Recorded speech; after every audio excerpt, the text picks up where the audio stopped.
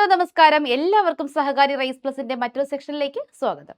നമ്മൾ ഇന്ന് ഇവിടെ ഡിസ്കസ് ചെയ്യാൻ പോകുന്നത് തൊഴിൽ വീതിയിലെ കറണ്ട് അഫേഴ്സ് ഫാക്റ്റ് ആണ്. നമ്മൾ ഡെയിലി കറണ്ട് അഫേഴ്സ് നമ്മൾ അപ് ടു ഡേറ്റ് ആയിട്ട് നമ്മൾ കറക്റ്റ് ആയിട്ട് പഠിച്ചു പോകുന്നുണ്ട്. എന്നിരുന്നാലും നമുക്ക് ഇതൊന്ന് പഠിച്ചു വെക്കണം. കാരണം നമുക്കൊരു റിവിഷൻ എന്ന വണ്ണം നിങ്ങൾക്ക് എല്ലാവർക്കും യൂസ്ഫുൾ ആവുന്ന ഒന്നാണ്. ചിലരെങ്കിലും ഒക്കെ തൊഴിൽ വീതിയും തൊഴിൽ വാർത്തയൊക്കെ വാങ്ങിയിട്ട് എന്ത് ചെയ്യും, മടക്കി പഠിക്കാമെന്ന് വിചാരിച്ച് വാങ്ങിക്കൊണ്ടുവന്ന് മടക്കി വീട്ടിൻ്റെ ഒരു മൂലയ്ക്ക് വെച്ചേക്കും. അതാണ് സാധാരണഗതി നടക്കുന്നത്. അപ്പോൾ അതിൻ്റെ ഒരു കറണ്ട് അഫേഴ്സ് ഫാക്റ്റുകൾ നമുക്ക് വേണം, അതുപോലെ ഇൻഫോ പേജ് നമുക്ക് വേണം. അപ്പോൾ അതൊക്കെ നമുക്ക് ക്ലിയർ ആയിട്ട് പഠിച്ചു പോകേണ്ടതുണ്ട്. അപ്പോൾ അതിനായിട്ട് നിങ്ങൾക്ക് വേണ്ടി ഇന്ന് ഷെയർ ചെയ്യുന്നത് തൊഴിൽ വീതിയിലെ CA ഫാക്റ്റ് ആണ്. നമ്മുടെ company board LGS, company board assistant, അതുപോലെ VFA, ബെഫ്കോ, യൂണിവേഴ്സിറ്റി അസിസ്റ്റന്റ് പോലെയുള്ള എല്ലാ പരീക്ഷകളും, നമ്മുടെ ഫോഴ്സ് യൂണിഫോം പോസ്റ്റ് ആയാലും എല്ലാ പരീക്ഷകൾക്ക് വേണ്ടി തയ്യാറെടുക്കുന്നവർക്കും വളരെ വളരെ ഇമ്പോർട്ടൻ്റ് ആയിട്ടുള്ള, ആർക്കും ഒഴിച്ചു കൂടാനാകാത്ത ഒരു മേഖലയാണ് നമ്മുടെ ആനുകാലികം. നമുക്ക് എന്തായാലും ക്ലാസ്സിലേക്ക് കടക്കാം. എന്തൊക്കെയാണ് പഠിക്കാനുള്ളത് നോക്കാം. ഇത് നോക്കിക്കേ, ആദ്യം തന്നെ നമ്മുടെ INS ഇക്ഷക് ആണ് നമുക്ക് മുന്നിൽ തെളിഞ്ഞു നിൽക്കുന്നത് അല്ലേ. INS ഇക്ഷക് നമ്മൾ പല ക്ലാസ്സുകളിലും റിപ്പീറ്റ് ചെയ്ത് പോയിട്ടുള്ള ഒരു സംഭവമാണ് നമ്മുടെ INS ഇക്ഷക്. INS ഇക്ഷകിനെ പറ്റി മറ്റെന്തൊക്കെയാണ് നമുക്ക് നോക്കാം. ഒരു ചോദ്യമാണ് കൊടുത്തിരിക്കുന്നത്.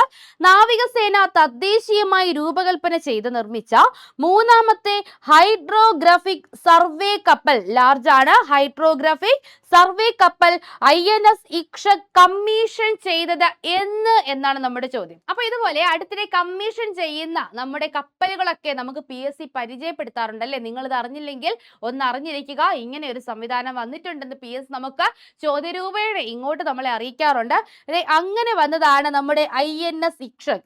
INS ഇക്ഷക് നമ്മുടെ ഇന്ത്യൻ നാവികസേന തദ്ദേശീയമായി രൂപകൽപ്പന ചെയ്ത മൂന്നാമത്തെ ഹൈഡ്രോഗ്രാഫിക് സർവേ കപ്പലാണ്. ഹൈഡ്രോഗ്രാഫിക് സർവേ കപ്പലാണ്. ഇത് കമ്മീഷൻ ചെയ്തത് എന്നാണ് നമ്മുടെ ചോദ്യം. 2025 നവംബർ 3, 2025 നവംബർ 7, 2025 നവംബർ 6, 2025 നവംബർ 10. ഇതിൽ ഓൾറെഡി ഉത്തരം കൊടുത്തിട്ടുണ്ട്. നിങ്ങളിലേക്ക് ആ ഉത്തരം എത്തിയിട്ടുമുണ്ട്. അപ്പൊ എത്രയാണ് എന്നാണ് 2025 നവംബർ 6-നാണ്. 2025 നവംബർ 6-നാണ് INS ഇക്ഷക് കമ്മീഷൻ ചെയ്തത്. കൃത്യമായിട്ട് പഠിച്ചു വെക്കുക. INS ഇക്ഷക് കമ്മീഷൻ ചെയ്തത് എന്നാണ്? 2025 നവംബർ 6. അപ്പൊ നിങ്ങൾ എല്ലാവരും ഒന്ന് ആലോചിക്കുക. ഈ ഇക്ഷക് എന്ന് കേൾക്കുമ്പോൾ നമുക്ക് എല്ലാവർക്കും ഇഞ്ചക്ഷൻ, എന്റെ മനസ്സിൽ ഇഞ്ചക്ഷൻ സിറിഞ്ചാണ് ഓർമ്മയിൽ വരുന്നത് കേട്ടോ. ഇക്ഷക് എന്ന് കേൾക്കുമ്പോൾ എന്റെ മനസ്സിൽ ഇഞ്ചക്ഷൻ സിറിഞ്ചറാണ് ഓർമ്മയിൽ വരുന്നത്. നിങ്ങൾ ഒന്ന് കണക്ട് ചെയ്ത് വെക്കുക. നവംബർ മാസത്തിലെ തണുപ്പിൽ ആറ്റിൽ നിന്നും, അതായത് ആറെന്ന് നമ്മൾ പറയില്ലേ, ആറിൽ നിന്നും വെള്ളം എടുത്താണ് നമ്മൾ ഇഞ്ചക്ട് ചെയ്തത്. നമുക്ക് വെള്ളം കിട്ടാനില്ല. കംപ്ലീറ്റ് നവംബർ മാസത്തിലെ തണുപ്പിൽ സെറ്റ് ആയിപ്പോയി. അതുകൊണ്ട് നമ്മൾ എന്ത് ചെയ്തു, നമ്മുടെ വീടിനടുത്ത് ഒരു ആറുണ്ട്. ആ ആറിലെ വെള്ളം വലിയ രീതിയിലൊന്നും ഐസായി പോകാത്ത വെള്ളമാണ്. ആ വെള്ളം നമ്മൾ എന്ത് ചെയ്തു, ഇഞ്ചക്ഷൻ സിറിഞ്ച് ഉപയോഗിച്ചെടുത്ത് നമ്മുടെ ശരീരത്തിലേക്ക് ഇഞ്ചക്ട് ചെയ്യുകയാണ് ചെയ്തത്. അപ്പൊ നവംബർ 6 കിട്ടിയില്ലേ. 2025 നവംബർ 6-നാണ് INS ഇക്ഷക് കമ്മീഷൻ ചെയ്തതെന്ന് പഠിച്ചു വെക്കുക. ഇക്ഷക് എന്ന ഹിന്ദി വാക്കിന് വഴികാട്ടി അല്ലെങ്കിൽ നിരീക്ഷകൻ എന്നാണ് അർത്ഥം. അപ്പോ ഇക്ഷക് എന്ന് പറയുന്നത് ഒരു ഹിന്ദി വാക്കാണ് അല്ലെ, ഒരു ഹിന്ദി വാക്കാണ്. അതിന്റെ അർത്ഥം എന്താണ്? ഇക്ഷകിന്റെ അർത്ഥം, ഇക്ഷക് എന്ന് വെച്ചാൽ വഴികാട്ടി. ഒന്നുകിൽ ഇക്ഷകിന്റെ അർത്ഥം വഴികാട്ടി, അതല്ലെങ്കിൽ നമുക്ക് എന്തെന്ന് പറയാം, നിരീക്ഷകൻ. വഴികാട്ടി അല്ലെങ്കിൽ നിരീക്ഷകൻ എന്നാണ് ഇക്ഷക് എന്ന വാക്കുകൊണ്ട് അർത്ഥമാക്കുന്നത്. കൊൽക്കത്തയിലെ garden reach ship builders and engineers, അതായത് GRSE, എന്താണ് GRSE സ്ഥിതി ചെയ്യുന്നത് കൊൽക്കത്തയിലാണ്. കൊൽക്കത്തയിലെ ഗാർഡൻ റീച്ച് ഷിപ്പ് ബിൽഡേഴ്സ്, ഒരു കപ്പൽ നിർമ്മിക്കുന്നത് ഷിപ്പ് ബിൽഡേഴ്സ് ആയിരിക്കും. ഇത് ഏത് ഷിപ്പ് ബിൽഡേഴ്സ് ആണ്? ഏതാണ്? Garden reach ship builders and engineers limited ആണ് നമ്മുടെ INS ഇക്ഷക് നിർമ്മിച്ചിരിക്കുന്നത്. Garden reach ship builders and engineers ആണ്, അതായത് GRSE ആണ് നമ്മുടെ INS ഇക്ഷക് നിർമ്മിച്ചിരിക്കുന്നത്. പ്രാഥമിക ഹൈഡ്രോഗ്രാഫിക് സർവേ ദൗത്യങ്ങൾക്കൊപ്പം മാനുഷിക സഹായ ദുരിതാശ്വാസ ദൗത്യങ്ങളും, എന്താണ്? പ്രാഥമിക ഹൈഡ്രോഗ്രാഫിക് സർവേ ദൗത്യങ്ങൾക്കൊപ്പം തന്നെ മാനുഷിക സഹായ ദുരിതാശ്വാസ ദൗത്യങ്ങളിലും അടിയന്തരാവസ്ഥകളിലുമൊക്കെ ആശുപത്രി കപ്പലായും പ്രവർത്തിക്കാൻ ആർക്ക് കഴിയും? ഇക്ഷകിന് കഴിയും. അപ്പൊ നമ്മുടെ ഇഞ്ചക്ഷൻ സിറിഞ്ചുമായിട്ട് ഇതിന് എത്രത്തോളം സാമ്യമുണ്ട് എന്ന് കൂടി നിങ്ങൾ ചിന്തിച്ചു നോക്കുക കേട്ടോ. അപ്പൊ പേരും അതുപോലെ തന്നെ അതിന്റെ അതിന്റെ ദൗത്യവും തമ്മിൽ നല്ല ബന്ധമുണ്ട്. നിരീക്ഷകൻ അല്ലെങ്കിൽ വഴികാട്ടി എന്നാണ് ഇക്ഷക് എന്ന വാക്കുകൊണ്ട് അർത്ഥമാക്കുന്നത്. പ്രാഥമിക ഹൈഡ്രോഗ്രാഫിക് സർവേ ദൗത്യങ്ങൾ ഉപയോഗിക്കുന്നു. അതുപോലെ മാനവിക സഹായ ദുരിതാശ്വാസ ദൗത്യങ്ങളിൽ ഇത് ഉപയോഗിക്കുന്നു. അതുപോലെ അടിയന്തരാവസ്ഥയിൽ ആശുപത്രി കപ്പലായും പ്രവർത്തിക്കാൻ ആർക്ക് കഴിയും? നമ്മുടെ സ്വന്തം INS ഇക്ഷകിന് കഴിയും. 2025 നവംബർ 6-നാണ് നമ്മുടെ INS ഇക്ഷക് കമ്മീഷൻ ചെയ്തിരിക്കുന്നത്. പഠിച്ചു വെക്കുക. സെറ്റല്ലേ? ദേ അടുത്തത് നോക്കിക്കേ. 2025 നവംബർ 24-ന് സുപ്രീം കോടതി ചീഫ് ജസ്റ്റിസ് ആയി ജസ്റ്റിസ് സൂര്യകാന്ത് ഇന്ത്യയുടെ എത്രാമത് ചീഫ് ജസ്റ്റിസ് ആണ്? നമ്മുടെ ക്ലാസ്സിൽ നമ്മൾ പഠിക്കുമ്പോൾ പറഞ്ഞു തരുന്നത് എന്താണ്? വെറുതെ നമ്മൾ ജസ്റ്റിസ് സൂര്യകാന്ത് എന്ന് പറഞ്ഞ് പഠിക്കരുത്. ഇന്ത്യയുടെ 53ാമത് സുപ്രീം കോടതി ചീഫ് ജസ്റ്റിസ് ആണ് ജസ്റ്റിസ് സൂര്യകാന്ത്. പഠിക്കുമ്പോഴും വെറുതെ പറയുമ്പോൾ കൂടി നമ്മുടെ പരിചയക്കാരന് നമ്മൾ പറഞ്ഞു കൊടുക്കുകയാണ്, എടാ നമ്മുടെ സുപ്രീം കോടതിക്ക് പുതിയൊരു ചീഫ് ജസ്റ്റിസ് വന്നിട്ടുണ്ട്, നിനക്ക് ആരാണെന്ന് അറിയാവോ? അപ്പൊ അവൻ പറയും, ഇല്ല എനിക്കറിയില്ല, ആരാടാത്? അപ്പൊ നമ്മൾ പറഞ്ഞു കൊടുക്കണം, ഇന്ത്യയുടെ 53ാമത് ചീഫ് ജസ്റ്റിസ് ജസ്റ്റിസ് സൂര്യകാന്ത്. വെറുതെ പറയുമ്പോൾ പോലും അതൊന്ന് പറഞ്ഞു പഠിക്കുക. 53ാമത് അല്ലേ? ദേ ഇവിടെ option A 52, B 54, C 55, D 53. ഉത്തരം ഏതാണ്? ഓപ്ഷൻ ഡി 53 അല്ലേ? 53 നമ്മുടെ കറണ്ട് അഫയേഴ്സ് ക്ലാസ്സിൽ ഇങ്ങനെ തന്നെ നമ്മൾ പറഞ്ഞു പഠിച്ചു പോയ കാര്യമാണ്. ഇന്ത്യയുടെ 53ാമത് ചീഫ് ജസ്റ്റിസ് ആയി നിയമിതനായ ജസ്റ്റിസ് സൂര്യകാന്ത് 2027 ഫെബ്രുവരി 9 വരെയാണ് അദ്ദേഹം ആ പദവി വഹിക്കുന്നത്. നമ്മുടെ ചീഫ് ജസ്റ്റിസ് 52ാമത് ചീഫ് ജസ്റ്റിസ് ആയിരുന്ന BR ഗവായിക്ക് പകരം അല്ലെ അദ്ദേഹം വിരമിച്ച ആ ഒരു ഒഴിവിലേക്കാണ് നമ്മുടെ സൂര്യകാന്ത് വരുന്നത്. ഹരിയാനയിൽ നിന്നുള്ള ആദ്യത്തെ സുപ്രീം കോടതി ചീഫ് ജസ്റ്റിസ് ആണ്. നമ്മളത് എങ്ങനെയാ പഠിച്ചത്? നമ്മുടെ സൂര്യകാന്ത് കുറച്ച് പ്രൗഢിയിലാണ് വരുന്നത് അല്ലെ? ആനപ്പുറത്താണ് സത്യപ്രതിജ്ഞ ചെയ്യാൻ വന്നത് എന്ന് നമ്മൾ പഠിച്ചു വെച്ചിട്ടുണ്ടായിരുന്നു. ആനപ്പുറത്താണ് അദ്ദേഹം വന്നത്. ഏത് സംസ്ഥാന സ്വദേശിയാണ്? ഹരിയാനയിൽ നിന്നും സുപ്രീം കോടതി ആനപ്പുറത്തെത്തുന്ന ആദ്യത്തെ സുപ്രീം കോടതി ചീഫ് ജസ്റ്റിസ്, ഹരിയാനയിൽ നിന്നുള്ള ആദ്യത്തെ സുപ്രീം കോടതി ചീഫ് ജസ്റ്റിസ് ആണ് നമ്മുടെ സൂര്യകാന്ത്. കൂടാതെ നമ്മൾ എന്തൊക്കെയാ പഠിച്ചത്? നമ്മൾ പഠിച്ചത് ഹിമാചൽ പ്രദേശ് സ്വദേശിയല്ല, ഹിമാചൽ പ്രദേശ് ഹൈക്കോടതിയുടെ ചീഫ് ജസ്റ്റിസ് ആയിരുന്ന വ്യക്തിയാണെന്ന് നമ്മൾ പഠിച്ചിട്ടുണ്ടായിരുന്നു. അതുപോലെ തന്നെ ഹരിയാന, പഞ്ചാബ് സംസ്ഥാനങ്ങളുടെ ഹൈക്കോടതിയിലും പ്രവർത്തിച്ചിട്ടുള്ള വ്യക്തിയാണ് നമ്മുടെ 53ാമത് ചീഫ് ജസ്റ്റിസ് ആയിട്ടുള്ള ജസ്റ്റിസ് സൂര്യകാന്ത്. എന്തൊക്കെയാണെന്ന് നോക്കിക്കേ. 1962 ഫെബ്രുവരി 10-ന് ഹരിയാനയിലെ ഹിസാറിലാണ് അദ്ദേഹം ജനിച്ചത്. ഹരിയാനയിലെ ഹിസാർ നമുക്ക് പരിചയമുള്ള പേര് തന്നെയാണ് അല്ലേ? ഹരിയാനയിലെ ഏറ്റവും പ്രായം കുറഞ്ഞ അഡ്വക്കേറ്റ് ജനറൽ ആകുമ്പോൾ പ്രായം 38 വയസ്സ്. അപ്പൊ പ്രത്യേകതകൾ 1ഉം 2ഉം ഒന്നുമല്ല. ഹരിയാന സംസ്ഥാനത്തിലെ ഏറ്റവും പ്രായം കുറഞ്ഞ അഡ്വക്കേറ്റ് ജനറൽ അല്ലെ? അഡ്വക്കേറ്റ് ജനറൽ ആയിരുന്നു ആര്? ജസ്റ്റിസ് സൂര്യകാന്ത്. 38 വയസ്സിലാണ് അദ്ദേഹം ഹരിയാന സംസ്ഥാനത്തിന്റെ അഡ്വക്കേറ്റ് ജനറൽ ആയത് അല്ലെ? സംസ്ഥാന സർക്കാരിന് വേണ്ട നിയമോപദേശങ്ങൾ നൽകുന്നു അല്ലെ? അഡ്വക്കേറ്റ് ജനറൽ ആകുന്നത്. ഹരിലാൽ ജെ കെനിയ, അതായത് നമ്മുടെ HJ കെനിയയാണ് സുപ്രീം കോടതിയിലെ ആദ്യത്തെ ചീഫ് ജസ്റ്റിസ്. നമുക്കറിയാവുന്നതാണ്, നമ്മുടെ സുപ്രീം കോടതിയുടെ ആദ്യ ചീഫ് ജസ്റ്റിസ് ആണ് HJ Kenya. Justice KG Balakrishnan supreme കോടതി ചീഫ് ജസ്റ്റിസ് ആകുന്ന ആദ്യത്തെ മലയാളിയാണ്. ആര്? Justice KG Balakrishnan. Justice DY ചന്ദ്രചൂഡാണ് ഏറ്റവും കൂടുതൽ കാലം, കുറച്ച് ചൂടുള്ള വ്യക്തിയാണ്, ഏറ്റവും കൂടുതൽ കാലം സുപ്രീം കോടതി ചീഫ് ജസ്റ്റിസ് ആയി സേവനമനുഷ്ഠിച്ചത്. നമുക്ക് പേടിയല്ലേടെ സുപ്രീം കോടതി ചീഫ് ജസ്റ്റിസിനോടൊക്കെ നമ്മൾ ചെന്ന് സംസാരിക്കും. ആള് കുറച്ച് ചൂടനാണ്, കുറച്ചധികം നാളിരിക്കുമ്പോൾ കുറെ കേസുകളൊക്കെ കൈകാര്യം ചെയ്ത് കുറച്ച് മുൻശുണ്ടി കൂടുതലാണ്, കുറച്ച് ചൂടനാണ്. ജസ്റ്റിസ് YV ചന്ദ്രചൂഡ് കേട്ടോ, YV ചന്ദ്രചൂഡ്. ഇന്ത്യൻ രാഷ്ട്രപതിയാണ് സുപ്രീം കോടതി ചീഫ് ജസ്റ്റിസിനെ നിയമിക്കുന്നത്. നമ്മുടെ രാഷ്ട്രപതിയാണ് സുപ്രീം കോടതി ചീഫ് ജസ്റ്റിസിനെ നിയമിക്കുന്നത് എന്ന് കൂടെ ഓർത്ത് വെക്കുക. നമ്മളിതാ അടുത്ത ചോദ്യത്തിലേക്ക് നമ്മൾ പോകുന്നു. അടുത്തത് എന്താണ്? അടുത്ത ഒരു പോയിന്റ് ഉണ്ട്. ഇന്ത്യൻ രാഷ്ട്രപതിയാണ് നമ്മൾ പറഞ്ഞു അല്ലെ? നമ്മൾ പറഞ്ഞു. അടുത്ത ചോദ്യം തെക്കു കിഴക്കൻ ഏഷ്യൻ രാജ്യങ്ങളുടെ കൂട്ടായ്മയായ ആസിയാനിലെ 11ാമത്തെ അംഗരാജ്യം. ആസിയാനിലെ 11ാമത്തെ അംഗരാജ്യം. നമ്മളിതിങ്ങനെ ഈ ഒരു രാജ്യം ആസിയാനിൽ അംഗമാകാൻ പോകുന്നു, ആസിയാൻ ഉച്ചകോടി നടക്കുമ്പോൾ മേ ബി ഇത് അംഗമാകും എന്നൊക്കെ പറഞ്ഞു.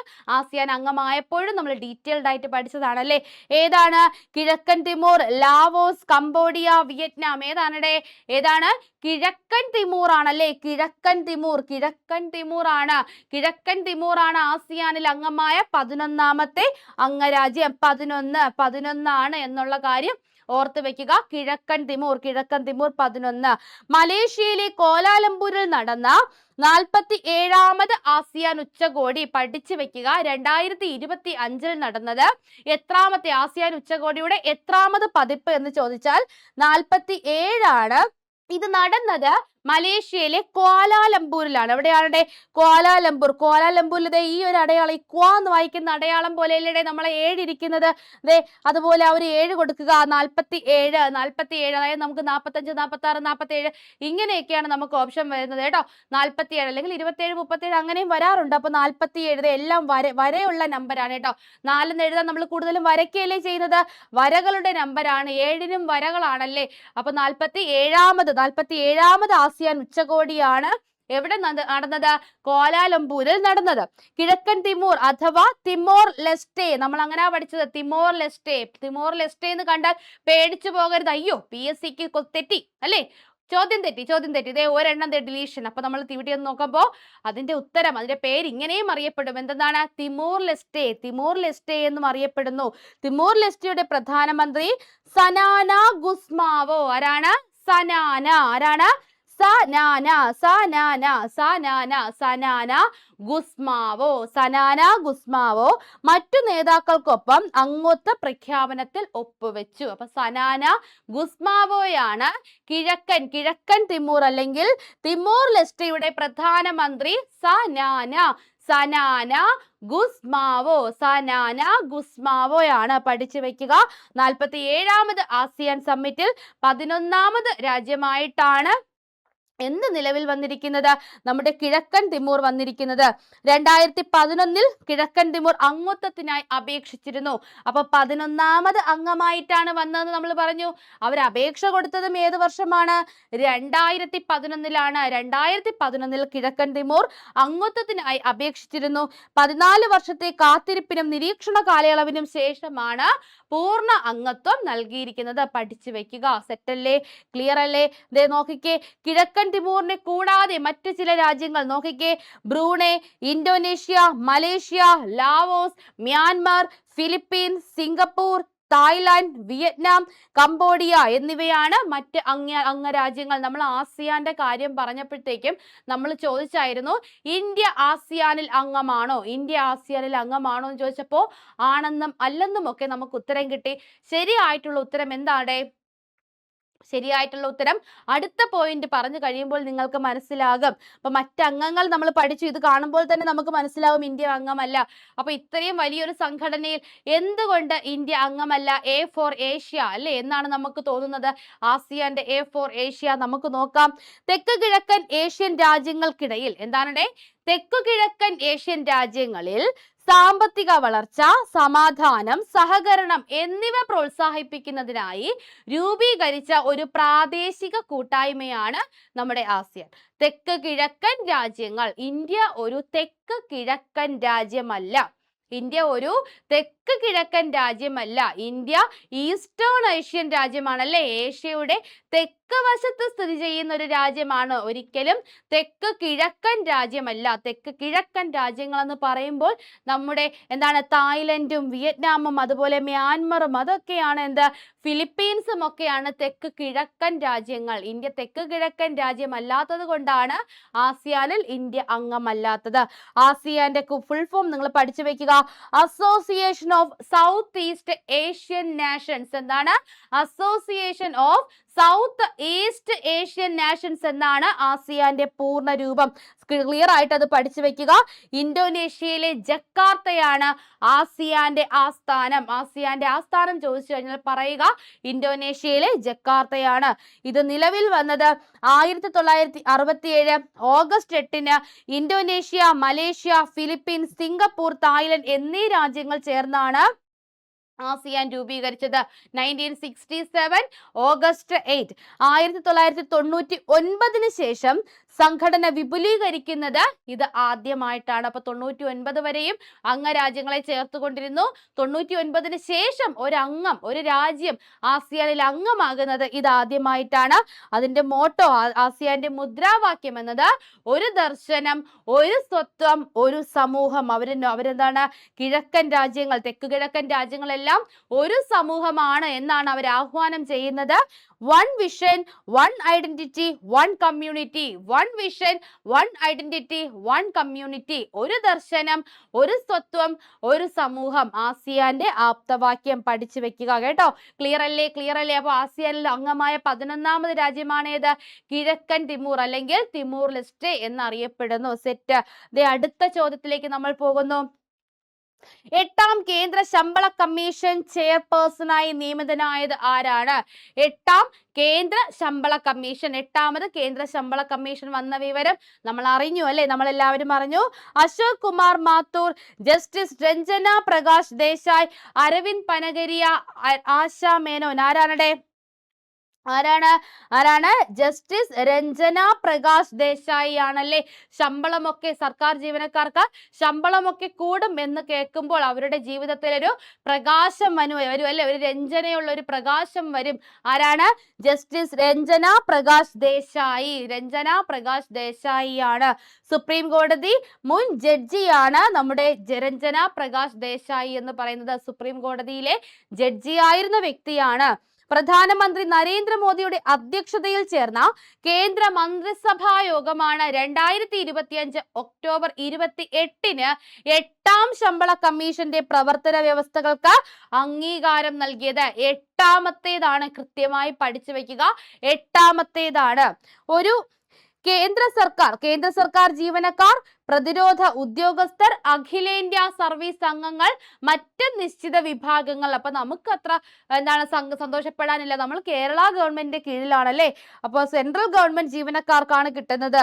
മറ്റ് നിശ്ചിത വിഭാഗങ്ങൾ എന്നിവരുടെ ശമ്പളം, അലവൻസുകൾ, പെൻഷൻ, മറ്റ് ആനുകൂല്യങ്ങൾ എന്നിവ അവലോകനം ചെയ്യുകയും ആവശ്യമായ പരിഷ്കാരങ്ങൾ ശുപാർശ ചെയ്യുകയുമാണ് കമ്മീഷന്റെ പ്രധാന ലക്ഷ്യങ്ങൾ. അപ്പൊ ശമ്പള കമ്മീഷൻ ആകുമ്പോൾ ശമ്പളത്തിന് എന്തെല്ലാം വർധനവുകൾ അല്ലെ, ഏതെല്ലാം രീതിയിൽ അലവൻസുകൾ കൊടുക്കാം എന്നതായിരിക്കും ശമ്പള കമ്മീഷൻ പഠിക്കുന്ന പ്രധാന കാര്യം. അപ്പൊ രഞ്ജന പ്രകാശ് ദേശായി ആണ് 8ാമത്തെ കേന്ദ്ര ശമ്പള കമ്മീഷൻ. ക്ലിയർ അല്ലേ?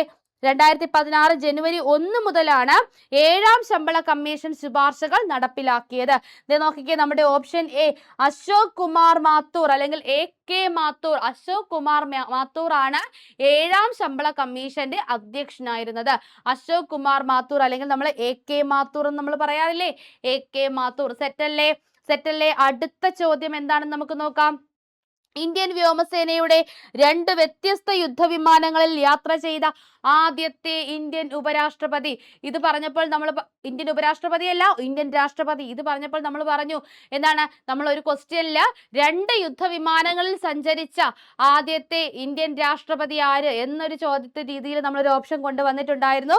നോക്കിക്കേ, 2 വ്യത്യസ്ത യുദ്ധവിമാനങ്ങളിൽ യാത്ര ചെയ്തത് ആരെന്ന് ചോദിച്ചാൽ നമ്മുടെ ദ്രൗപദി മുർമു ആണ്. 2 വ്യത്യസ്ത യുദ്ധവിമാനങ്ങളിൽ. ആരാണ്? ദ്രൗപദി മുർമു ആണ്. ഒന്നാമത്തേത് 2023 അസമിലെ തേസ്പൂരിൽ നിന്ന് സുഖോയി 30 MK-1 പറന്ന രാഷ്ട്രപതി ദ്രൗപദി മുർമു 2025 ഒക്ടോബർ 29-ന് ഹരിയാനയിലെ അംബാല എയർഫോഴ്സ് സ്റ്റേഷനിൽ നിന്ന് റഫാൽ യുദ്ധവിമാനത്തിലും പറന്നു. അപ്പൊ ഏതിലൊക്കെയാണ്? ഒന്ന് സുഖമായിട്ട് സുഖോയിയിൽ പറന്നു. അത് കഴിഞ്ഞിട്ട് ഏതിലാണ്? നമ്മുടെ റഫാൽ, നമ്മൾ ഫ്രാൻസിൽ നിന്നും വാങ്ങിയിട്ടുള്ള നമ്മുടെ റഫാലിലും ആര് പറന്നു? നമ്മുടെ ദ്രൗപദി മുർമു പറഞ്ഞു. ആദ്യം സുഖോയിൽ സുഖമായി പോയി, അത് കഴിഞ്ഞിട്ട് റഫേലിലാണ് നമ്മുടെ രാഷ്ട്രപതി സഞ്ചരിച്ചത്. Sukhoi 30 MK-1. Sukhoi 30 MK-1. അപ്പൊ ഈ നേട്ടം, അങ്ങനെ റഫാൽ യുദ്ധവിമാനത്തിൽ യാത്ര ചെയ്യുന്ന ആദ്യത്തെ ഇന്ത്യൻ രാഷ്ട്രപതി കൂടിയായി മാറി. ആര്? നമ്മുടെ ദ്രൗപദി മുർമു. അപ്പൊ ആദ്യമായിട്ട് റഫാൽ യുദ്ധവിമാനത്തിൽ ഒരു ഇന്ത്യൻ രാഷ്ട്രപതി യാത്ര ചെയ്യുന്നു. ആരാണ്? നമ്മുടെ സ്വന്തം ദ്രൗപദി മുർമു ആണ്. യുദ്ധവിമാനത്തിൽ യാത്ര ചെയ്യുന്ന 3ാമത്തെ രാഷ്ട്രപതി. രാഷ്ട്രപതിയും രണ്ടാമത്തെ വനിതാ രാഷ്ട്രപതിയുമാണ്. അപ്പോൾ ആ 3 പേര് ആരെന്ന് നിങ്ങൾക്ക് പ്രത്യേകിച്ച് എടുത്ത് പറഞ്ഞു തരേണ്ട യാതൊരുവിധ ആവശ്യവുമില്ല, ഇവിടെ ക്ലിയർ ചെയ്തിട്ടുണ്ട്. എന്നാലും പറയാ, ആദ്യത്തെ വ്യക്തി APJ അബ്ദുൽ കലാം, രണ്ടാമത്തെ വ്യക്തി പ്രതിഭ പാട്ടേൽ, മൂന്നാമത്തേത് നമ്മുടെ ദ്രൗപദി മുർമു. യുദ്ധവിമാനത്തിൽ സഞ്ചരിക്കുന്ന മൂന്നാമത് ഇന്ത്യൻ രാഷ്ട്രപതിയും രണ്ടാമത് ഇന്ത്യൻ വനിതാ രാഷ്ട്രപതിയുമാണ് ആര്? നമ്മുടെ സ്വന്തം മുർമു അല്ലെ, നമ്മുടെ ദ്രൗപദി മുർമു. മുൻ രാഷ്ട്രപതിമാരായ നമ്മുടെ ഡോക്ടർ APJ, പ്രതിഭ പട്ടേൽ എന്നിവരും സുഖോയി യുദ്ധവിമാനങ്ങളിൽ യാത്ര ചെയ്തിട്ടുണ്ട്. റഫാൽ യുദ്ധവിമാനം പറത്തുന്ന ആദ്യ ഇന്ത്യൻ വനിതാ പൈലറ്റ് ആണ് ശിവാംഗി സിംഗ്. ഇതുകൂടെ ഓർത്ത് വെക്കുക. റഫാൽ യുദ്ധവിമാനം പറത്തുന്ന ആദ്യത്തെ ഇന്ത്യൻ വനിതാ പൈലറ്റ് ആരെന്ന് ചോദിച്ചാൽ ആരെ കാര്യം പറയണം നമ്മൾ? ശിവാംഗി സിംഗിന്റെ കാര്യം പറയണം. ശിവാംഗി സിംഗ്. ശിവാംഗി സിംഗ് ആണ് യുദ്ധവിമാനം, റഫാൽ യുദ്ധവിമാനത്തിൽ സഞ്ചരിച്ച അല്ലെങ്കിൽ റഫാൽ യുദ്ധവിമാനം പറത്തുന്ന ആദ്യത്തെ ഇന്ത്യൻ വനിതാ പൈലറ്റ് ആരാണ്? ശിവാംഗി സിംഗ് ആണ്. ശിവാംഗി സിംഗ്. ക്ലിയർ അല്ലേ? അടുത്തതിലേക്ക് നമുക്ക് പോകാം. അടുത്തത് എന്താണ്? അടുത്ത ചോദ്യം നമുക്ക് നോക്കാം. നോക്കിയേ, അടുത്തത് ഒരു പ്രസ്താവന ചോദ്യമാണ്. തന്നിരിക്കുന്ന പ്രസ്താവനകൾ പരിശോധിക്കുക. പ്രസ്താവന 1, ചെസ്സിൽ ഇന്ത്യ 85ാം ഗ്രാൻഡ് മാസ്റ്റർ എന്ന നേട്ടം സ്വന്തമാക്കിയത് ശ്യാം നിഖിലാണ്. നമുക്ക് 90, 91 ഗ്രാൻഡ് മാസ്റ്റർ ഒക്കെ കഴിഞ്ഞു കേട്ടോ. ഇവിടെ 85ാമത്തേത് ശ്യാം നിഖിലാണെന്ന് പറയുന്നു. രണ്ടാമത്തേത്, ഇന്റർനാഷണൽ ടേബിൾ ടെന്നീസ് ഫെഡറേഷന്റെ വനിതാ സിംഗിൾസ് റാങ്കിങ്ങിൽ ആദ്യ 25-ലെത്തുന്ന ആദ്യ ഇന്ത്യൻ വനിതാ ടേബിൾ ടെന്നീസ് താരമാണ് മനിക ബത്ര. അപ്പൊ ഇന്ത്യക്ക് 90-ലധികം ഗ്രാൻഡ് മാസ്റ്റേഴ്സ് ഇതിനോടകം ആയി കഴിഞ്ഞു. 85ാമത്തെ വ്യക്തി, ഇത് രണ്ടും ശരിയാണ് കേട്ടോ, ഈ രണ്ട് ഓപ്ഷനും ശരിയാണ്. 85ാമത്തെ വ്യക്തിയാണ് ശ്യാം നിഖിൽ. ആരാണ്? ശ്യാം നിഖിൽ. ശ്യാമാണോ നിഖിലാണോ എന്ന് ചോദിച്ചാൽ ശ്യാമുമാണ് നിഖിലുമാണ്. പേരെന്താടെ? ശ്യാം നിഖിൽ എന്നാണ് പേര്. അത് കഴിഞ്ഞിട്ട് ഇന്റർനാഷണൽ ടേബിൾ ടെന്നീസ് ഫെഡറേഷന്റെ, അതായത് നമ്മുടെ ATTFന്റെ ഇന്റർനാഷണൽ ടേബിൾ ടെന്നീസ് ഫെഡറേഷന്റെ വനിതാ സിംഗിൾസ് റാങ്കിങ്ങിൽ ആദ്യ 25-ലെത്തുന്ന ഇന്ത്യൻ വനിതാ ടേബിൾ ടെന്നീസ് താരമാണ് മനിക ബത്ര. മനിക ബത്രയെ നമുക്കറിയാമല്ലേ, നമ്മുടെ വളരെ പ്രഗത്ഭയായ ടേബിൾ ടെന്നീസ് താരമാണ് മനിക ബത്ര. മനിക ബത്ര 2024 മെയ്യിൽ 24ാം റാങ്കിലാണ് മനിക ബത്ര എത്തിയിരിക്കുന്നത് കേട്ടോ. ചെസ്സിൽ ഇന്ത്യയുടെ 85ാം ഗ്രാൻഡ് മാസ്റ്റർ ആണ് നമ്മുടെ Shyam Nikhil. International table tennis ഫെഡറേഷന്റെ വനിതാ സിംഗിൾസ് റാങ്കിങ്ങിൽ 25 റാങ്കിനുള്ളിലെത്തുന്ന ആദ്യത്തെ ഇന്ത്യൻ വനിതാ താരമാണ് മനിക ബത്ര. അതിൽ അത്രയേ ഉള്ളൂ പറഞ്ഞിട്ടുള്ളൂ. അടുത്ത ചോദ്യത്തിലേക്ക് നമുക്ക് പോകാം. ക്ലിയർ അല്ലേ? അടുത്ത ചോദ്യം, 2025-ലെ ICC വനിതാ ക്രിക്കറ്റ് ലോകകപ്പിന് ഇന്ത്യയും ശ്രീലങ്കയും സംയുക്തമായി ആതിഥേയത്വം വഹിച്ചു. 2025 സെപ്റ്റംബർ 30-നും നവംബർ 2-നും ഇടയിലാണ് ടൂർണമെന്റ് നടന്നത്. ഇന്ത്യ 5ാം തവണയാണ് വനിതാ ലോകകപ്പിന് ആതിഥേയത്വം വഹിക്കുന്നത്. ഇതിൽ ഏതൊക്കെയാണ് ശരി എന്നതാണ് നമ്മുടെ ചോദ്യം. ഏതൊക്കെയാണ് ശരി? ഒന്നാമത്തേത് നോക്കിക്കേ, 2025 ICC നമ്മൾ ക്ലിയർ ആയിട്ട് പറഞ്ഞതാണ്. എന്താണ്? നമ്മുടെ പാകിസ്ഥാനും ഇന്ത്യയും തമ്മിൽ മാച്ച് നടക്കുന്നെങ്കിൽ അത് ശ്രീലങ്കയിൽ വെച്ചിട്ടായിരിക്കും എന്നൊക്കെ നമ്മൾ പറഞ്ഞു. ഇന്ത്യയും ശ്രീലങ്കയും തമ്മിൽ സംയുക്തമായിട്ടാണ് അതിന് ആതിഥേയത്വം വഹിച്ചത്. നമുക്ക് ക്ലിയർ ആണ്. സെപ്റ്റംബർ 30-നും നവംബർ 2-നും ഇടയിലാണ്. ശരിയാണ്. പക്ഷെ ഇത് നോക്കിയേ, ഇന്ത്യ 5ാം തവണയാണ് വനിതാ ലോകകപ്പിന് ആതിഥേയത്വം വഹിക്കുന്നത്. ആണോ? 5ാം തവണയാണോ? അവിടെ ഒരു ചെറിയ പിശകുണ്ട്. അത് തെറ്റായിട്ടുള്ള പ്രസ്താവനയാണ്.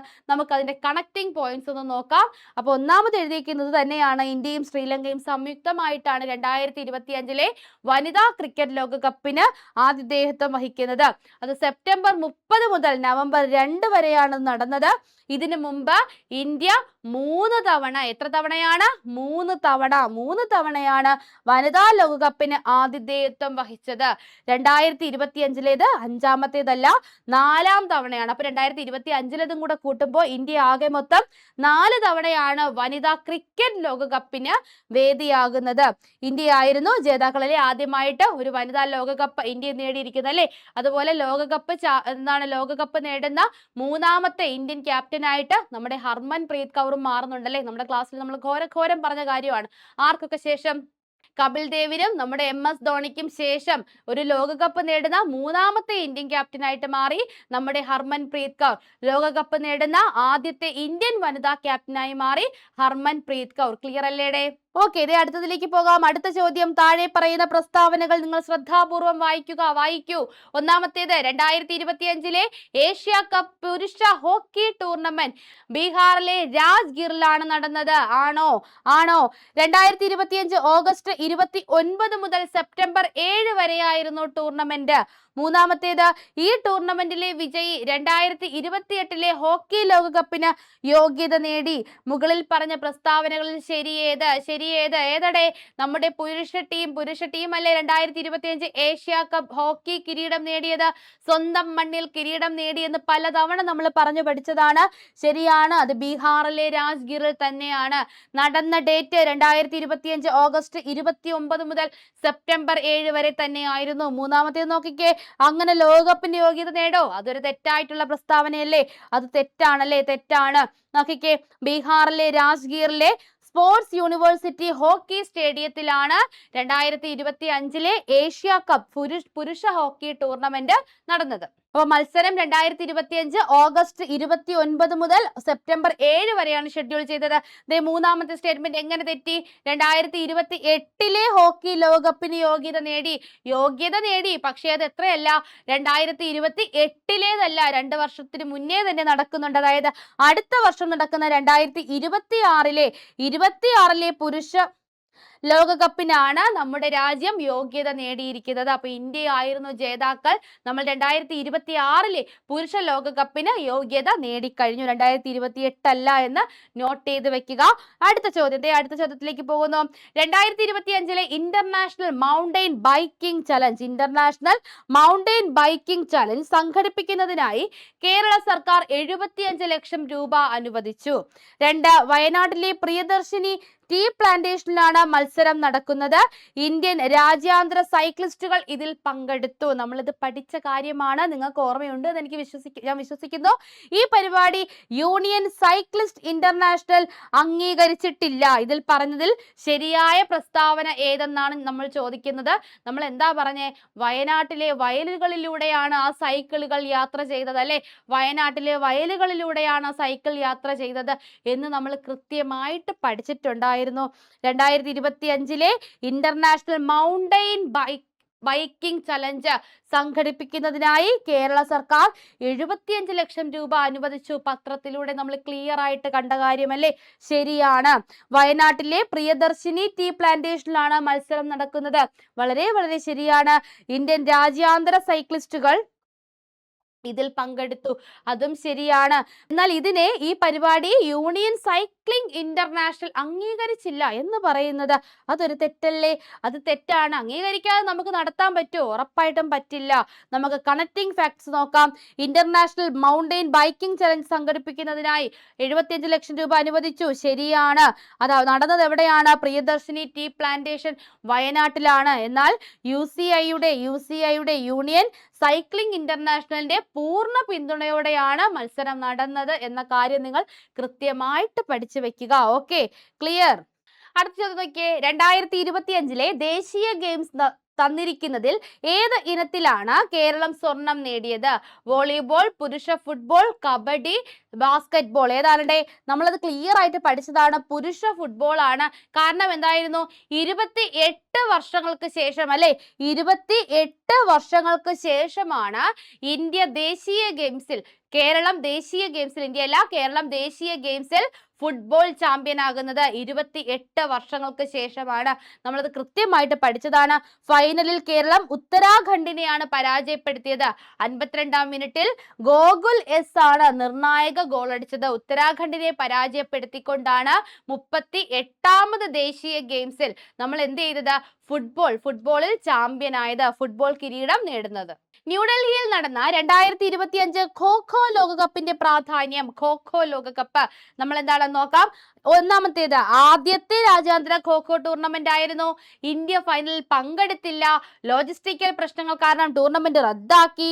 പുരുഷ വനിതാ വിഭാഗങ്ങളിൽ ഇന്ത്യ ഫൈനലിൽ തോറ്റു. ഇതിൽ ഏതാണ് ശരിയായിട്ടുള്ളത്? ഏതായിരുന്നു? നമ്മൾ അങ്ങനെ തന്നെ പഠിച്ചത്. എന്തായിരുന്നു? പ്രഥമ രാജ്യാന്തര ഖോ ടൂർണമെന്റ് അല്ലെ, പ്രഥമ രാജ്യാന്തര ഖോ ടൂർണമെന്റ്. ഇത് എവിടെയാ നടന്നത്? ന്യൂഡൽഹി പ്രഥമയാണ്, പുതുതായിട്ട് വന്ന കളിയാണ്, ന്യൂഡൽഹിയിലാണ് നടന്നത്. 23 രാജ്യങ്ങളിൽ നിന്നുള്ള 20 പുരുഷ ടീമുകളും 19 വനിതാ ടീമുകളുമാണ് പങ്കെടുത്തത്. പുരുഷ വനിതാ വിഭാഗങ്ങളിൽ ഇന്ത്യ തന്നെ കിരീടം നേടി. അപ്പൊ നമ്മൾ നടത്തുന്നു ആദ്യത്തേത് നടത്തുന്നു. അപ്പൊ നമുക്ക് തന്നെ എന്ത് വേണം? കിരീടം വേണം. പുരുഷ കിരീടവും വനിതാ കിരീടവും ഇന്ത്യ തന്നെ നേടി. ന്യൂഡൽഹിയിലാണ് നടന്നത്. കൃത്യമായിട്ടും ഓർത്തു വെക്കുക. അപ്പം 2 മത്സരങ്ങളിലും, മുഴുവൻ മത്സരങ്ങളിലും തോൽവി അറിയാതെയാണ് ഇന്ത്യ ജേതാക്കളായത് അല്ലെ, തോൽവി അറിയാതെയാണ് ഇന്ത്യ ജേതാക്കളായിരിക്കുന്നത്. Okay, clear. അടുത്ത ചോദ്യം, ലോകത്തിലെ കായിക ഫോർമാറ്റുകളിൽ ആദ്യമായി 2025 ഇന്ത്യയിൽ അവതരിപ്പിച്ച സവിശേഷമായ സ്പോർട്സ് ലീഗ് ഏതാണ്? എന്താണ്? ലോകത്തിലെ കായിക ഫോർമാറ്റുകളിൽ ആദ്യമായിട്ട് 2025 ഇന്ത്യയിൽ അവതരിപ്പിച്ച സവിശേഷമായ സ്പോർട്സ് ലീഗ് എന്നാണ് ചോദ്യം. Option A India professional badminton league, B archery premier league, C national indoor polo league, നാലാമത്തേത് option D cricket indoor premier. ഏതാണേ? ഇതിൽ ഉത്തരം ഓൾറെഡി ഉണ്ട്, നമ്മൾ പറഞ്ഞതാണ്. ആർച്ചറി പ്രീമിയർ ലീഗ് ആണല്ലേ, ആദ്യമായിട്ടാണ് archery premier league. 2025 archery association of ഇന്ത്യയാണ് ആർച്ചറി പ്രീമിയർ ലീഗ് ആരംഭിച്ചത്. അപ്പൊ ആർച്ചറി പ്രീമിയർ ലീഗ് ആരംഭിച്ചത് എന്താണ്? ആർച്ചറി അസോസിയേഷൻ ഓഫ് ഇന്ത്യയാണ്. ലോകമെമ്പാടുമായി ഫ്രാഞ്ചൈസി അടിസ്ഥാനമാക്കിയുള്ള ആദ്യത്തെ ആർച്ചറി ലീഗ് ആണിത്. അപ്പൊ ലോകമെമ്പാടുമുള്ള ഫ്രാഞ്ചൈസി അടിസ്ഥാനത്തിലുള്ള ആദ്യത്തെ ആർച്ചറി ലീഗ് ആയിരുന്നു. ഇന്ത്യൻ ആർച്ചറിയിലേക്ക് പ്രൊഫഷണൽ ഘടനയും TV സ്ട്രീമിംഗ് കവറേജും ഈ ഒരു ലീഗ് കൊണ്ടുവന്നിട്ടുണ്ട്. അപ്പൊ ഒരു പ്രൊഫഷണൽ ടച്ചോട് കൂടിയാണ് ഈ ഒരു ആർച്ചറി ലീഗ് നടന്നിരിക്കുന്നത്. ക്ലിയർ ആയിട്ട് പഠിച്ചു വയ്ക്കുക. രഞ്ജി ട്രോഫി പോലുള്ള ഇന്ത്യൻ ആഭ്യന്തര ടൂർണമെന്റുകളിൽ സഞ്ജു സാംസൺ ഏത് ആഭ്യന്തര ക്രിക്കറ്റ് ടീമിനെയാണ് പ്രതിനിധീകരിക്കുന്നത്? രഞ്ജി ട്രോഫിയാണ് ചോദിച്ചിരിക്കുന്നത്. രഞ്ജി ട്രോഫിയിൽ നമ്മുടെ സഞ്ജു സാംസൺ ഏത് ടീമിനെയാണ് പ്രതിനിധീകരിക്കുന്നത്? ഏതിനെയായിരിക്കും ഇവിടെ? നമ്മുടെ രഞ്ജിയിലൊക്കെ ചെന്നൈ സൂപ്പർ കിങ്സിലൊന്നും അല്ല, ഏതിലാണ്? IPL-ലാണ് നമ്മുടെ സഞ്ജു സാംസൺ ഇനി ചെന്നൈയെ പ്രതിനിധീകരിക്കാൻ പോകുന്നത്. രഞ്ജി ട്രോഫിയിൽ ഏത് തന്നെയാണ്? നമ്മുടെ കേരള ടീമിനെ തന്നെയാണ് നമ്മുടെ സഞ്ജു പ്രതിനിധീകരിക്കുന്നത് അല്ലെ. രഞ്ജി ട്രോഫി, വിജയ് ഹസാരെ ട്രോഫി എന്നിവയുൾപ്പെടെയുള്ള പ്രധാന ടൂർണമെന്റുകളിലെല്ലാം തന്നെ കേരളത്തിന്റെ ടോപ്പ് സ്കോറർ ആണ് ആരെന്ന് പറയുന്നത്? നമ്മുടെ സഞ്ജു സാംസൺ എന്ന് പറയുന്നത് അല്ലെ. വിജയ് ഹസാരെ ട്രോഫിയിൽ ഇരട്ട സെഞ്ചുറി നേടിയ ആദ്യത്തെ വിക്കറ്റ് കീപ്പർ ബാറ്റ്സ്മാൻ ആണ് ആര്? നമ്മുടെ സ്വന്തം സഞ്ജു. എന്താണ്? വിജയ് ഹസാരെ ട്രോഫിയിൽ ഇരട്ട സെഞ്ചുറി നേടുന്ന ആദ്യത്തെ വിക്കറ്റ് കീപ്പർ ബാറ്റ്സ്മാൻ ആണ് നമ്മുടെ സഞ്ജു സാംസൺ. ഓർത്തു വെക്കുക, ക്ലിയർ ആയിട്ട് പഠിച്ചു വെക്കുക. അതെ, അടുത്തത് എന്താണ് നമുക്കുള്ളത് നോക്കാം. 2025 മെയ്യിൽ എവിടെയാണ് പ്രഥമ ഖേലോ ഇന്ത്യ ബീച്ച് ഗെയിംസ് നടന്നത്? ബീച്ച് ഉള്ളിടത്തായിരിക്കുമല്ലോ അല്ലെ, ബീച്ച് ഉള്ളിടത്തായിരിക്കും. ഗോവ, ദിയു, പോണ്ടിച്ചേരി, മുംബൈ, ഇവിടെ എല്ലായിടത്തും ബീച്ച് ഉണ്ടെങ്കിലും നമ്മൾ ശ്രദ്ധിച്ച് പഠിച്ചു വെക്കുക. എവിടെയാണ്? ദിയുലാണ്. എവിടെയാണ്? ദിയു. 2025 മെയ്യിൽ പ്രഥമ beach Khelo India beach games നടന്നത് എവിടെയാണ്? ദിയുലാണ്. ദിയു. ഇത് 2025 മെയ് 19 മുതൽ 24 വരെ ദിയുവിലെ ഖോഗ്ല ബീച്ചിൽ നടന്നു. നമുക്കിനി ഒരു ചോദ്യം പ്രതീക്ഷിക്കാം. എന്താണ്? ഖോഗ്ല ബീച്ച് സ്ഥിതി ചെയ്യുന്ന ഇന്ത്യൻ സംസ്ഥാനം എവിടെയാണ്? അല്ലെങ്കിൽ നമ്മുടെ കേന്ദ്ര ഭരണ പ്രദേശം എവിടെയാണെന്ന് ചോദിച്ചാൽ എവിടെയാണ്? ദാമൻ ദിയുവിലാണ്. എവിടെയാണ്? ദാമൻ ദിയുവിലാണ്. ഖോഗ്ല നല്ല പേരല്ലേ, ഖോഗ്ല ബീച്ച് സോക്കർ, ബീച്ച് വോളിബോൾ ഉണ്ട്, സ്പെക് തക്രോ, കബഡി, പെൻകാക്സിലാത്ത, ഓപ്പൺ വാട്ടർ, നീന്തൽ തുടങ്ങിയ കായിക ഇനങ്ങളാണ് ഈ ഒരു പരിപാടിയിൽ ഉൾപ്പെടുത്തിയിരിക്കുന്നത്. അപ്പൊ എന്താണ്? ഖോ ഇന്ത്യ ബീച്ച് ഗെയിംസ് എവിടെയായിരുന്നു? ദിയുവിലായിരുന്നു. ദിയുവിലെ ഖോഗ്ല ബീച്ചിലാണ് നടന്നത്. ഓക്കെ, അപ്പൊ മഹാരാഷ്ട്രയും നാഗാലാൻഡും ഓവറോൾ ചാമ്പ്യന്മാരായി. അപ്പൊ മഹാരാഷ്ട്രയും നാഗാലാൻഡുമാണ് ഓവറോൾ ചാമ്പ്യൻ ആയിരിക്കുന്നത്. അടുത്ത ചോദ്യം, താഴെ പറയുന്ന കേരളത്തിലെ കായിക താരങ്ങളെ അവരുടെ കായിക ഇനങ്ങളുമായി പൊരുത്തപ്പെടുക. അപ്പൊ ഒന്ന് ചേരുംപടി ചേർക്കാനാണ് നമ്മളോട് ചോദിച്ചിരിക്കുന്നത്. നമുക്കൊന്ന് ചേർത്താലോ? സെബാസ്റ്റ്യൻ സേവിയർ നീന്തൽ, ഒന്നാമത്തെ സെബാസ്റ്റ്യൻ സേവിയർ, 2 മിന്നുമണി, 3 ആൻസി സോജൻ, 4 MD വത്സമ്മ. എന്നിട്ട് ABC: A നീന്തൽ, B cricket, C long jump, D athlete. അപ്പൊ ഇതിനെ നമുക്കൊന്ന് ക്ലിയർ ചെയ്യണം. നമുക്ക് എല്ലാവർക്കും അറിയാം, മലയാളി ആയിട്ടുള്ള നീന്തൽ താരമാണ് ആരെന്ന് പറയുന്നത്?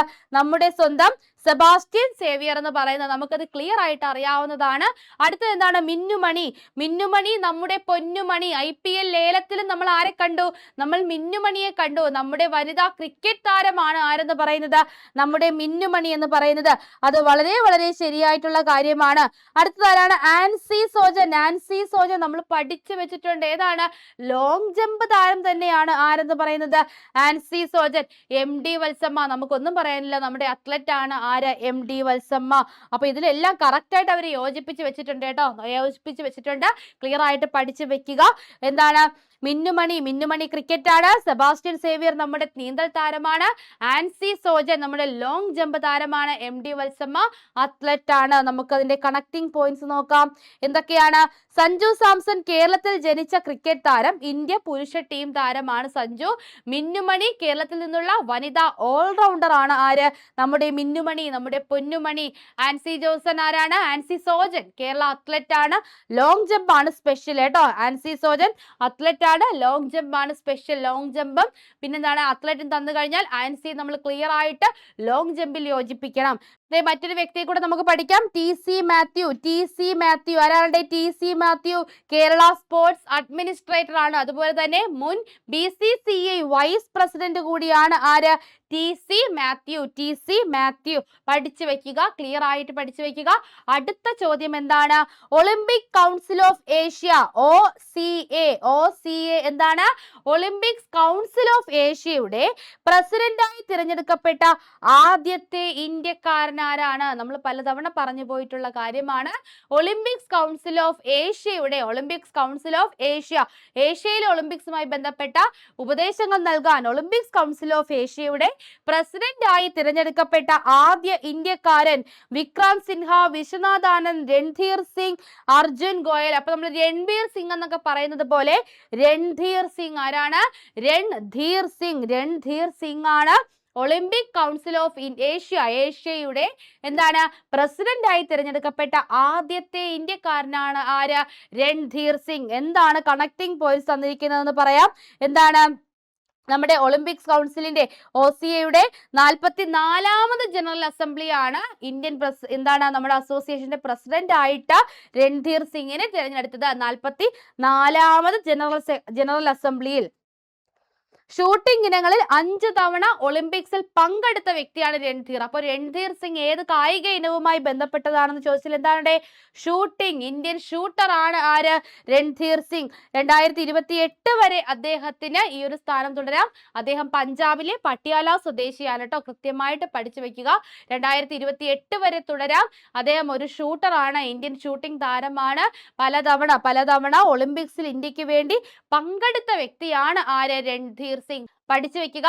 Olympics council of Asia, Olympics council of ഏഷ്യയുടെ പ്രസിഡന്റ് ആയി തിരഞ്ഞെടുക്കപ്പെട്ട ആദ്യ ഇന്ത്യക്കാരനാണ് രൺധീർ സിംഗ്. രൺബീർ സിംഗ് ഒക്കെ ഓപ്ഷനിൽ ഉണ്ടാകും, അത് സിനിമാ നടനാണ്. ഇത് രൺധീർ സിംഗ് ഇന്ത്യൻ ഷൂട്ടർ ആണ്. ഓക്കെ, അപ്പൊ നമ്മളിത് ആദ്യം നമ്മുടെ ഫസ്റ്റ് പേജിൽ കാണുന്ന കറണ്ട് അഫയേഴ്സ് ഫാക്ട് ആണ് നമ്മളിപ്പോ പറഞ്ഞു പോയത്. ഇനി നമുക്ക് ഉൾ പേജുകളിലുള്ള പേഴ്സൺസിനെ പറ്റി, ഈ ഒരു ആഴ്ചയിൽ നമ്മുടെ വാർത്തയിലൊക്കെ വന്നിട്ടുള്ള കുറച്ച് പേഴ്സന്റെ പേരാണ് ഇവിടെ കൊടുത്തിരിക്കുന്നത്. നമുക്കൊന്ന് നോക്കാം. ഒന്ന് ജാവോഖിർ സിന്ദറോവ്. ആരാണ്? ജാവോഖിർ സിന്ദറോവ് ഉസ്ബെക്കിസ്ഥാന്റെ ചെസ് താരമാണ് ജാവോഖിർ സിന്ദറോവ്. ഇന്ത്യയിൽ വെച്ച് നടന്നെന്ന് പറയുമ്പോൾ നമ്മുടെ ഗോവയിൽ വെച്ച് നടന്ന ലോകകപ്പ് അല്ലെ, ചെസ് ലോകകപ്പിൽ വിജയിയായ വ്യക്തിയാണ്. ആര്? ജാവോഖിർ സിന്ദറോവ്. അദ്ദേഹം പരാജയപ്പെടുത്തിയത് ചൈനയുടെ വെയ്യെയാണ്. കൂടാതെ ജാവോഖിറിനെ പറ്റി പറയാനുള്ളത് ലോകകപ്പ് അല്ലെ, ചെസ് ലോകകപ്പ് നേടുന്ന ഏറ്റവും പ്രായം കുറഞ്ഞ താരമാണ് ജാവോഖിർ സിന്ദറോവ്. അതുപോലെ ലോക ചെസ് ചാമ്പ്യൻഷിപ്പ്, ചെസ് ലോക ചാമ്പ്യൻ ആകുന്ന ഏറ്റവും പ്രായം കുറഞ്ഞ താരം ഗുകേഷ് ആണ്. ലോകകപ്പ് കിട്ടിയത് ജാവോഖിറിനും ചെസ് ചാമ്പ്യൻഷിപ്പ് കിട്ടിയത് ആർക്കാണ്? നമ്മുടെ ഗുകേഷിനുമാണ്. നിങ്ങൾക്കത് തിരിഞ്ഞു പോകരുത്. ഇതൊക്കെ തന്നെയാണ് ഇതിലും പറഞ്ഞിരിക്കുന്നത്. 19കാരനായ സിന്ദറോവ് ഈ നേട്ടം കൈവരിക്കുന്ന ഏറ്റവും പ്രായം കുറഞ്ഞ ഗ്രാൻഡ് മാസ്റ്റർ ആണ്. മറ്റൊന്നും തന്നെ ഇതിലില്ല. ഇത്രയും ഞാൻ പറഞ്ഞ കാര്യങ്ങളേ ഉള്ളൂ. അടുത്തതാരാണ്? സൊഹ്റാൻ മംദാനി. സൊഹ്റാൻ മംദാനി നമ്മൾ ആരുടെയോ മകനാണെന്ന് നമ്മൾ പഠിച്ചു. ഇന്ത്യൻ വംശജയായ ഒരാളുടെ മകനാണ്. എന്താണ് നമ്മുടെ സൊഹ്റാൻ മംദാനിയുടെ പ്രത്യേകത? എന്താണ്? ന്യൂയോർക്ക് സിറ്റി മേയർ തിരഞ്ഞെടുപ്പിൽ വിജയിച്ച ഇന്ത്യൻ വംശജനായ ഡെമോക്രാറ്റ് സ്ഥാനാർത്ഥിയാണ്. ആര്? സൊഹ്റാൻ മംദാനി. സൊഹ്റാൻ മംദാനി അദ്ദേഹം ഒരു ഇന്ത്യൻ വംശജനാണ് ആര്? സൊഹ്റാൻ മംദാനി. പഠിച്ചു വെക്കുക. യുഗാണ്ടയിൽ ജനിച്ച മംദാനി ന്യൂയോർക്ക് മേയറാകുന്ന ആദ്യ മുസ്ലിമും ആദ്യ ഇന്ത്യൻ വംശജനുമാണ്. ന്യൂയോർക്ക് മേയറാകുന്ന ആദ്യത്തെ മുസ്ലിമാണ്, അതുപോലെ ആദ്യത്തെ ഇന്ത്യൻ വംശജനുമാണ് ആര്? സൊഹ്റാൻ മംദാനി. ദേ അടുത്ത പോകുന്നു ഷെയ്ഖ് ഹസീന മുൻ ബംഗ്ലാദേശ് പ്രധാനമന്ത്രി. നമ്മൾ എന്തെന്ന് പഠിച്ചു? ബംഗ്ലാദേശ് വധശിക്ഷയ്ക്ക് വിധിച്ചു. അത് കഴിഞ്ഞതിന് ശേഷം എന്താണ്? ജീവപര്യന്തം തടവ് ശിക്ഷയ്ക്കും വിധിച്ചു. ആരെ? ഷെയ്ഖ് ഹസീനയ്ക്ക് ഇടക്കാല സർക്കാർ നിയോഗിച്ച രാജ്യാന്തര ട്രിബ്യൂണൽ. നിങ്ങൾ കൃത്യമായിട്ട് പഠിച്ചു വെക്കുക. ബംഗ്ലാദേശ് ഹൈക്കോടതിയോ അല്ലെങ്കിൽ ബംഗ്ലാദേശ് സുപ്രീം കോടതിയോ ഒന്നും അല്ല ഷെയ്ഖ് ഹസീനയ്ക്ക് വധശിക്ഷ വിധിച്ചത്. ബംഗ്ലാദേശിൽ താൽക്കാലികമായി നിലവിൽ വന്ന രാജ്യാന്തര ട്രിബ്യൂണൽ ആണ്. കൃത്യമായിട്ട് അത് പഠിച്ചു വെക്കുക. രാജ്യാന്തര ട്രിബ്യൂണൽ ആണ് ഷെയ്ഖ് ഹസീനയ്ക്ക് വധശിക്ഷ വിധിച്ചത്. കഴിഞ്ഞ വർഷം ഹസീന സർക്കാരിനെതിരെ നടന്ന വിദ്യാർത്ഥി പ്രക്ഷോഭം അടിച്ചമർത്തി അതിന് പലർക്കും മരണം സംഭവിച്ചു. ഇതാണ് ഷെയ്ഖ് ഹസീനയുടെ ഈ ഒരു നെട്ടോട്ടത്തിനുള്ള പ്രധാന കാരണം. ഇന്ത്യയാണ് ഷെയ്ഖ് ഹസീനയ്ക്ക് അഭയം നൽകിയിരിക്കുന്നത് എന്ന കാര്യം എടുത്തു പറയേണ്ട ഒന്നാണ്. അടുത്തതായിരുന്നു നോക്കിയേ, ആകാശ് ചൗധരി. ആരാണ് ആകാശ് ചൗധരി? ആകാശത്തിലേക്ക് അടിച്ചു പറത്തിയവൻ ആരാണ്? ആകാശ് ചൗധരി ഫസ്റ്റ് ക്ലാസ് ക്രിക്കറ്റിലെ അതിവേഗ അർദ്ധ സെഞ്ചുറി അല്ലെ? ആകാശിന്റെ ബോള് ആകാശം തൊട്ടു എന്ന് നമ്മൾ പഠിച്ചിട്ടുണ്ടായിരുന്നു. ഫസ്റ്റ് ക്ലാസ് ക്രിക്കറ്റിലെ അതിവേഗ അർദ്ധ സെഞ്ചുറിയുടെ ലോക റെക്കോർഡാണ് ഈ മേഘങ്ങൾക്കിടയിലേക്ക് പന്തടിച്ചു വിട്ട ആകാശ് ചൗധരി. മേഘാലയ സ്വദേശിയാണ്. ഫസ്റ്റ് ക്ലാസ് ക്രിക്കറ്റിലെ അതിവേഗ അർദ്ധ സെഞ്ചുറി നേടുന്ന ലോക റെക്കോർഡ് നേടിയ മേഘാലയ താരമാണ് ആകാശ് ചൗധരി. അരുണാചൽ പ്രദേശിനെതിരായ രഞ്ജി ട്രോഫി മത്സരത്തിലാണ് 11 പന്തിൽ അർദ്ധ സെഞ്ചുറി നേടി ആകാശ് റെക്കോർഡ് സൃഷ്ടിച്ചത്. പഠിച്ചു വെക്കുക. ആകാശ് ചൗധരിക്കെതിരെ പന്തെറിഞ്ഞു കഴിഞ്ഞാൽ അതിനെ അടിച്ച് മേഘങ്ങൾക്കിടയിലേക്ക് എത്തിക്കാൻ അത്രയും കഴിവുള്ള ആളാണ് ആകാശ് ചൗധരി. ഫസ്റ്റ് ക്ലാസ് ക്രിക്കറ്റിൽ അതിവേഗ അർദ്ധ സെഞ്ചുറി നേടി ലോക റെക്കോർഡ് ഇട്ട താരമാണ് ആകാശ് ചൗധരി. ഏതാണ്? മേഘാലയ സ്വദേശിയാണെന്ന് പഠിച്ചു വെക്കുക. നോക്കിക്കേ, അപ്പോയിന്റ്മെന്റ് അസിം മുനീർ ആരാടെ? നമ്മുടെ രാജ്യത്തെ കോപ്പി അടിച്ചുകൊണ്ട് ഇവിടെ നമ്മുടെ അനിൽ ചൗഹാന്റെ സെയിം പോസ്റ്റ് ആരാണ്? പാകിസ്ഥാന്റെ സംയുക്ത സേനാ മേധാവി അല്ലെ? നമ്മൾ ഓപ്പറേഷൻ സിന്ദൂർ ഒക്കെ വിജയിച്ചതിന് കാരണം നമ്മുടെ സംയുക്ത സേന എല്ലാ സൈനിക വിഭാഗങ്ങളും നല്ല രീതിയിൽ തന്നെ പ്രവർത്തിച്ചത് കൊണ്ടാണ്. അപ്പോൾ അതുമായി ബന്ധപ്പെടുത്തി പാകിസ്ഥാനും കൊണ്ടുവരുന്നു പോസ്റ്റ്. പാകിസ്ഥാന്റെ സംയുക്ത സേനാ മേധാവി ചീഫ് ഓഫ് ഡിഫൻസ് ഫോഴ്സസ് ആരാണ്? അസിം മുനീർ ആണ്. അസിം മുനീർ ഇന്ത്യൻ സേനയിലെ ചീഫ് ഓഫ് ഡിഫൻസ് സ്റ്റാഫിന് സമാനമാണ് കേട്ടോ. ഇവിടെ എന്താണ്? ഡിഫൻസ് ഫോഴ്സസ് ആണ്. ചീഫ് ഓഫ് ഡിഫൻസ് ഫോഴ്സസ് നമ്മുടെ എന്താണ്? ചീഫ് ഓഫ് ഡിഫൻസ് സ്റ്റാഫ് ആണ് അല്ലെ? സ്റ്റാഫിന് സമാനമായാണ് പാകിസ്ഥാൻ ഇങ്ങനെ ഒരു പദവി സൃഷ്ടിച്ചിരിക്കുന്നത്. നമ്മുടെ സംയുക്ത സേനാ മേധാവി നമ്മുടെ അനിൽ ചൗഹാൻ ആണ്. അടുത്ത ആരാടെ? നിതീഷ് കുമാർ. ആരാണ്? നമ്മുടെ ബീഹാറിൽ 434 സീറ്റിൽ 402 NDA സഖ്യം നേടിയപ്പോൾ 10ാം തവണയും ബീഹാർ മുഖ്യമന്ത്രിയാകുന്ന, ഏറ്റവും കൂടുതൽ കാലം ബീഹാർ മുഖ്യമന്ത്രിയാകുന്ന വ്യക്തിയായി മാറിയത് ആരാണ്? നിതീഷ് കുമാർ ആണല്ലേ. അടുത്ത നോക്കാം, നിതീഷ് കുമാർ. നിതീഷ് കുമാർ ആരാണ്? 243 സീറ്റിൽ 202 സീറ്റും NDA സഖ്യം തൂത്തുവാരിയ ബീഹാറിന്റെ മുഖ്യമന്ത്രിയായി തെരഞ്ഞെടുക്കപ്പെട്ട വ്യക്തി അല്ലെ? 10ാം തവണയും ബീഹാറിന്റെ മുഖ്യമന്ത്രിയാകുന്നു. ഏറ്റവും കൂടുതൽ കാലം ബീഹാർ മുഖ്യമന്ത്രിയായ വ്യക്തി ആരാണ്? നിതീഷ് കുമാർ അല്ലെ? 10ാം തവണയാണ്. 243ൽ 202 സീറ്റുകൾ നേടിയാണ് NDA സഖ്യം ബീഹാറിൽ അധികാരം നിലനിർത്തിയത്. പഠിച്ചു വെക്കുക. അടുത്തത് വരുന്നു നമ്മുടെ ജസ്റ്റിസ് സൂര്യകാന്ത്. ഒന്നും പറയാനില്ല. നമ്മുടെ സുപ്രീം കോടതിയുടെ 53ാമത് ചീഫ് ജസ്റ്റിസ് ആയിട്ട് നവംബർ 24-ന് ചുമതലയേറ്റ വ്യക്തിയാണ് ആര്? നമ്മുടെ ജസ്റ്റിസ് സൂര്യകാന്ത്. നമ്മുടെ ജസ്റ്റിസ് BR ഗവായിയുടെ പിൻഗാമി ആയിട്ടാണ് നിയമനം. നമ്മൾ ക്ലിയർ ആയിട്ട് തുടക്കം തൊട്ടേ പറയുന്നു അല്ലെ? തുടക്കം തൊട്ടേ പറഞ്ഞ കാര്യമാണത്. ഇതാണ് നമ്മുടെ ജസ്റ്റിസ് സൂര്യകാന്ത് എന്ന് പറയുന്നത്. അടുത്ത് നോക്കിയേ, ജസ്റ്റിസ് വിക്രംനാഥിനെ നമ്മൾ പറഞ്ഞപ്പോൾ നമ്മൾ ഇത് അധികം പഠിക്കേണ്ട. കാരണം എന്താണ്? ഇനി വരുന്ന സുപ്രീം കോടതി ചീഫ് ജസ്റ്റിസ് ആണല്ലേ. നമ്മൾ ജോലി കിട്ടിയതിന് ശേഷം നമുക്ക് 2027 ജോലി കിട്ടും. അതിന് മുന്നേ നമ്മുടെ എക്സാം ഒക്കെ കഴിയും. 2027 ഇദ്ദേഹമാകാം നമ്മുടെ ചീഫ് ജസ്റ്റിസ്. കൊളീജിയമാണ്, നമുക്കറിയാം, പ്രായം കൂടുതലുള്ള വ്യക്തിയാണല്ലേ. ദേശീയ നിയമ സഹായ അതോറിറ്റിയുടെ ചെയർമാൻ. അപ്പൊ അതുകൊണ്ട് അദ്ദേഹത്തെ ദേശീയ നിയമസഹായ അതോറിറ്റിയുടെ ചെയർമാനായിട്ട് നമ്മുടെ ജസ്റ്റിസ് സൂര്യകാന്ത് സുപ്രീം കോടതി ചീഫ് ജസ്റ്റിസ് ആയതിനു ശേഷം നടത്തിയ ആദ്യത്തെ അപ്പോയിന്റ്മെന്റ് ആണ് കേട്ടോ ഇത്. ദേശീയ നിയമസഹായ അതോറിറ്റിയുടെ ചെയർമാനായി ജസ്റ്റിസ് വിക്രം നാഥ് നവംബർ 25 നിയമത്തിനായി ചീഫ് ജസ്റ്റിസായി സൂര്യകാന്ത് ചുമതലയേറ്റ ശേഷമുള്ള ആദ്യ നിയമനമായിരുന്നു ജസ്റ്റിസ് വിക്രംനാഥിന്റേത്. സെറ്റല്ലേ? ഇനി അടുത്തത് ഗ്യാനേഷ് കുമാർ ആരാടെ? ഗ്യാനേഷ് കുമാർ നമ്മുടെ തിരഞ്ഞെടുപ്പ് കമ്മീഷണർ അല്ലേ ഗ്യാനേഷ് കുമാർ? അദ്ദേഹത്തെ എന്ത് ചെയ്തു? എല്ലാ രാജ്യങ്ങളുടെയും മുഖ്യ തിരഞ്ഞെടുപ്പ് അല്ലെങ്കിൽ തെരഞ്ഞെടുപ്പ് കമ്മീഷണറൊക്കെ അംഗമായിട്ടുള്ള ഒരു സമിതിയുടെ ചെയർമാനായിട്ട് നിയമിച്ചു. IIDA എന്താണ്? IIDA എന്ന് നമ്മൾ പഠിച്ചിട്ടുണ്ടായിരുന്നു, പൂർണ്ണരൂപം പഠിച്ചിട്ടുണ്ടായിരുന്നു, നമ്മൾ ക്ലിയർ ആയിട്ട് പഠിച്ചു. International institute for democracy and electoral assistance. എന്താണ്? International institute for democracy and electoral assistance അല്ലെങ്കിൽ IIDA അധ്യക്ഷനായിട്ട് തിരഞ്ഞെടുക്കപ്പെട്ട വ്യക്തിയാണ് ആര്? നമ്മുടെ ഗ്യാനേഷ് കുമാർ. സെറ്റല്ലേ? അടുത്ത് നോക്കുക, കെ ജയകുമാർ ആരാണ്?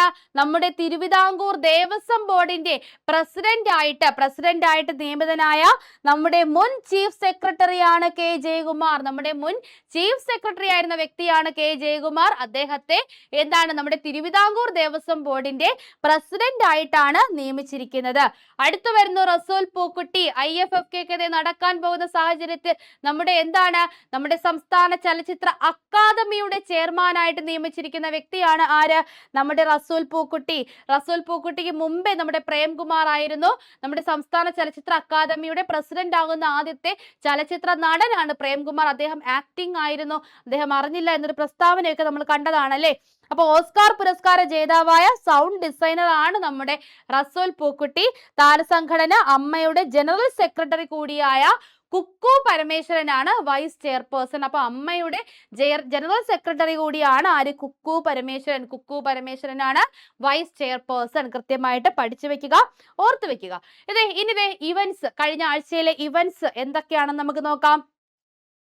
ഒന്നാമത്തത് COP. എന്താണ് COP? കോപ്പ് അല്ലേ? COP 30 എവിടെയാണ് നടന്നത്? ബ്രസീലിലാണ്. 30ാമത് കാലാവസ്ഥ ഉച്ചകോടി ബ്രസീലിലെ ബെലേമിൽ നടന്നു. അവിടെ ആ ഒരു കെട്ടിടം, സമ്മിറ്റ് നടക്കുന്ന കെട്ടിടം കത്തിപ്പിടിക്കുന്നു. അങ്ങനെയുള്ള പല കാര്യങ്ങളും നിങ്ങളിലേക്ക് എത്തിച്ചതാണല്ലേ, ക്ലിയർ ആയിട്ട് നമ്മൾ പഠിച്ചതാണ്. ബ്രസീലിലാണ് നടന്നത്. കാലാവസ്ഥാ മാറ്റ പ്രതിരോധ നടപടികൾക്കായുള്ള കൂടിയാലോചനയ്ക്ക് UN ഉച്ചകോടിയിൽ കരട് ധാരണയായി. നമ്മുടെ എല്ലാ രാജ്യങ്ങളും കോൺട്രിബ്യൂട്ട് ചെയ്യണമെന്നൊക്കെ നമ്മൾ ക്ലാസ്സിൽ പറഞ്ഞതാണല്ലേ. അപ്പൊ ഒന്നുകൂടെ ഓർക്കുക, COP 2025 30ാമത് കാലാവസ്ഥ ഉച്ചകോടിക്ക് വേദിയായത് ബ്രസീലാണ്. ബ്രസീലിലെ ബെലേമാണ്. അടുത്ത വരുന്നു G20 ഉച്ചകോടി. G20 ഉച്ചകോടി എവിടെയായിരുന്നല്ലേ? 2025 G20 ഉച്ചകോടി എവിടെയായിരുന്നു? സൗത്ത് ആഫ്രിക്കയിലായിരുന്നു അല്ലെ? സൗത്ത് ആഫ്രിക്കയിൽ 2023 ഇന്ത്യയിൽ വെച്ച് നടന്ന G20 ഉച്ചകോടിയിലാണ് സൗത്ത് ആഫ്രിക്ക G20 അംഗമായത്. നിലവിൽ G21 എന്ന് വേണമെങ്കിൽ നമുക്ക് പറയാം. 2025 നടന്നത് എവിടെയായിരുന്നു? ദക്ഷിണാഫ്രിക്കയിലായിരുന്നു. ഈ ഉച്ചകോടി US ബഹിഷ്കരിച്ച ഒരു ഉച്ചകോടി കൂടിയാണ് കേട്ടോ. ദക്ഷിണാഫ്രിക്കയിലെ റാമാഫോസ സർക്കാരുമായുള്ള ഭിന്നത മൂലം US ഈ ഉച്ചകോടി ബഹിഷ്കരിച്ചിരുന്നു. G20 ഉച്ചകോടി എവിടെയാ നടന്നത്? South Africa. പക്ഷെ അടുത്ത വർഷത്തേത് നടക്കാൻ പോകുന്ന 2026 മേ ബി നടക്കാൻ പോകുന്ന US പറയുന്നുണ്ട്. നമുക്കത് ക്ലിയർ ആയിട്ടില്ല കേട്ടോ.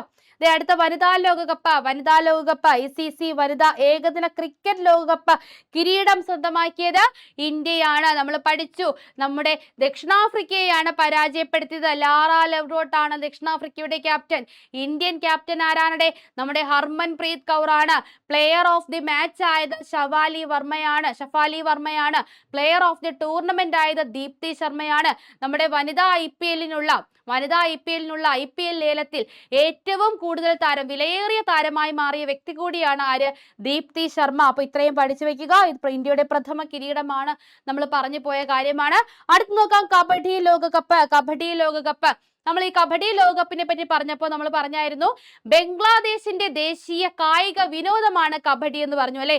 ബംഗ്ലാദേശിന്റെ ദേശീയ കായിക വിനോദമാണ് കബഡി. അതുകൊണ്ട് തന്നെ ഈ വർഷത്തെ കബഡി ലോകകപ്പ് നടന്നത് എവിടെയാണ്? ബംഗ്ലാദേശിൽ തന്നെയാണ്. നടന്നത് വനിതാ കബഡി ലോകകപ്പാണ്. വിട്ടുകൊടുത്തില്ല, അവരുടെ ദേശീയ കായിക വിനോദമൊക്കെ തന്നെയാണ്. പക്ഷെ ലോകകപ്പിന് നമ്മൾ മത്സരിക്കുമ്പോൾ കിരീടം ആർക്ക് വേണം? നമുക്ക് വേണം. അപ്പൊ ഇന്ത്യയാണ് കിരീടം സ്വന്തമാക്കിയത്. 11 രാജ്യങ്ങളാണ് പങ്കെടുത്തത്. ഒരു മത്സരം പോലും പരാജയപ്പെടാതെയാണ് നമ്മൾ കിരീടം നേടിയത്. ഈയിടെയായിട്ട് ഇന്ത്യക്ക് അങ്ങനെ ഒരു ഹോബി ഉണ്ട് കേട്ടോ. നമ്മുടെ കാഴ്ച പരിമിതരുടെ വനിതാ ലോകകപ്പും ഇന്ത്യ സ്വന്തമാക്കിയില്ലേ? നിങ്ങൾ അറിഞ്ഞിട്ടില്ലായിരുന്നോ? അവിടെയും നമ്മൾ ഒരു കളി പോലും പരാജയപ്പെടാതെയാണ് ലോകകപ്പ് സ്വന്തമാക്കിയത്. അടുത്തത് എന്താണ്? IFFI. എന്താണ് IFFI? IFFI എന്താണ്? IFFI നമ്മുടെ ഗോവ രാജ്യാന്തര ചലച്ചിത്ര മേളയല്ലേ? രാജ്യാന്തര ചലച്ചിത്ര മേളയില് വിയറ്റ്നാമീസ് ചിത്രം ഏതാണ്? നമ്മൾ എങ്ങനെയാ പഠിച്ചത്? ഈ യൂത്തന്മാരുടെ സ്കിന്ന് എന്താണ്?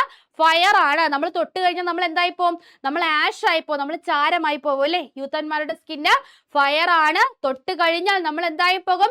ആഷ് ആയി പോകും. സ്കിൻ ഓഫ് യൂത്ത് അല്ലേ? വിയറ്റ്നാമീസ് ചിത്രം സ്കിൻ ഓഫ് യൂത്ത് ആയിരുന്നു. സുവർണ മയൂരം, അതായത് മികച്ച ചിത്രമായത്. ഇതിന്റെ സംവിധായകൻ ആരായിരുന്നു?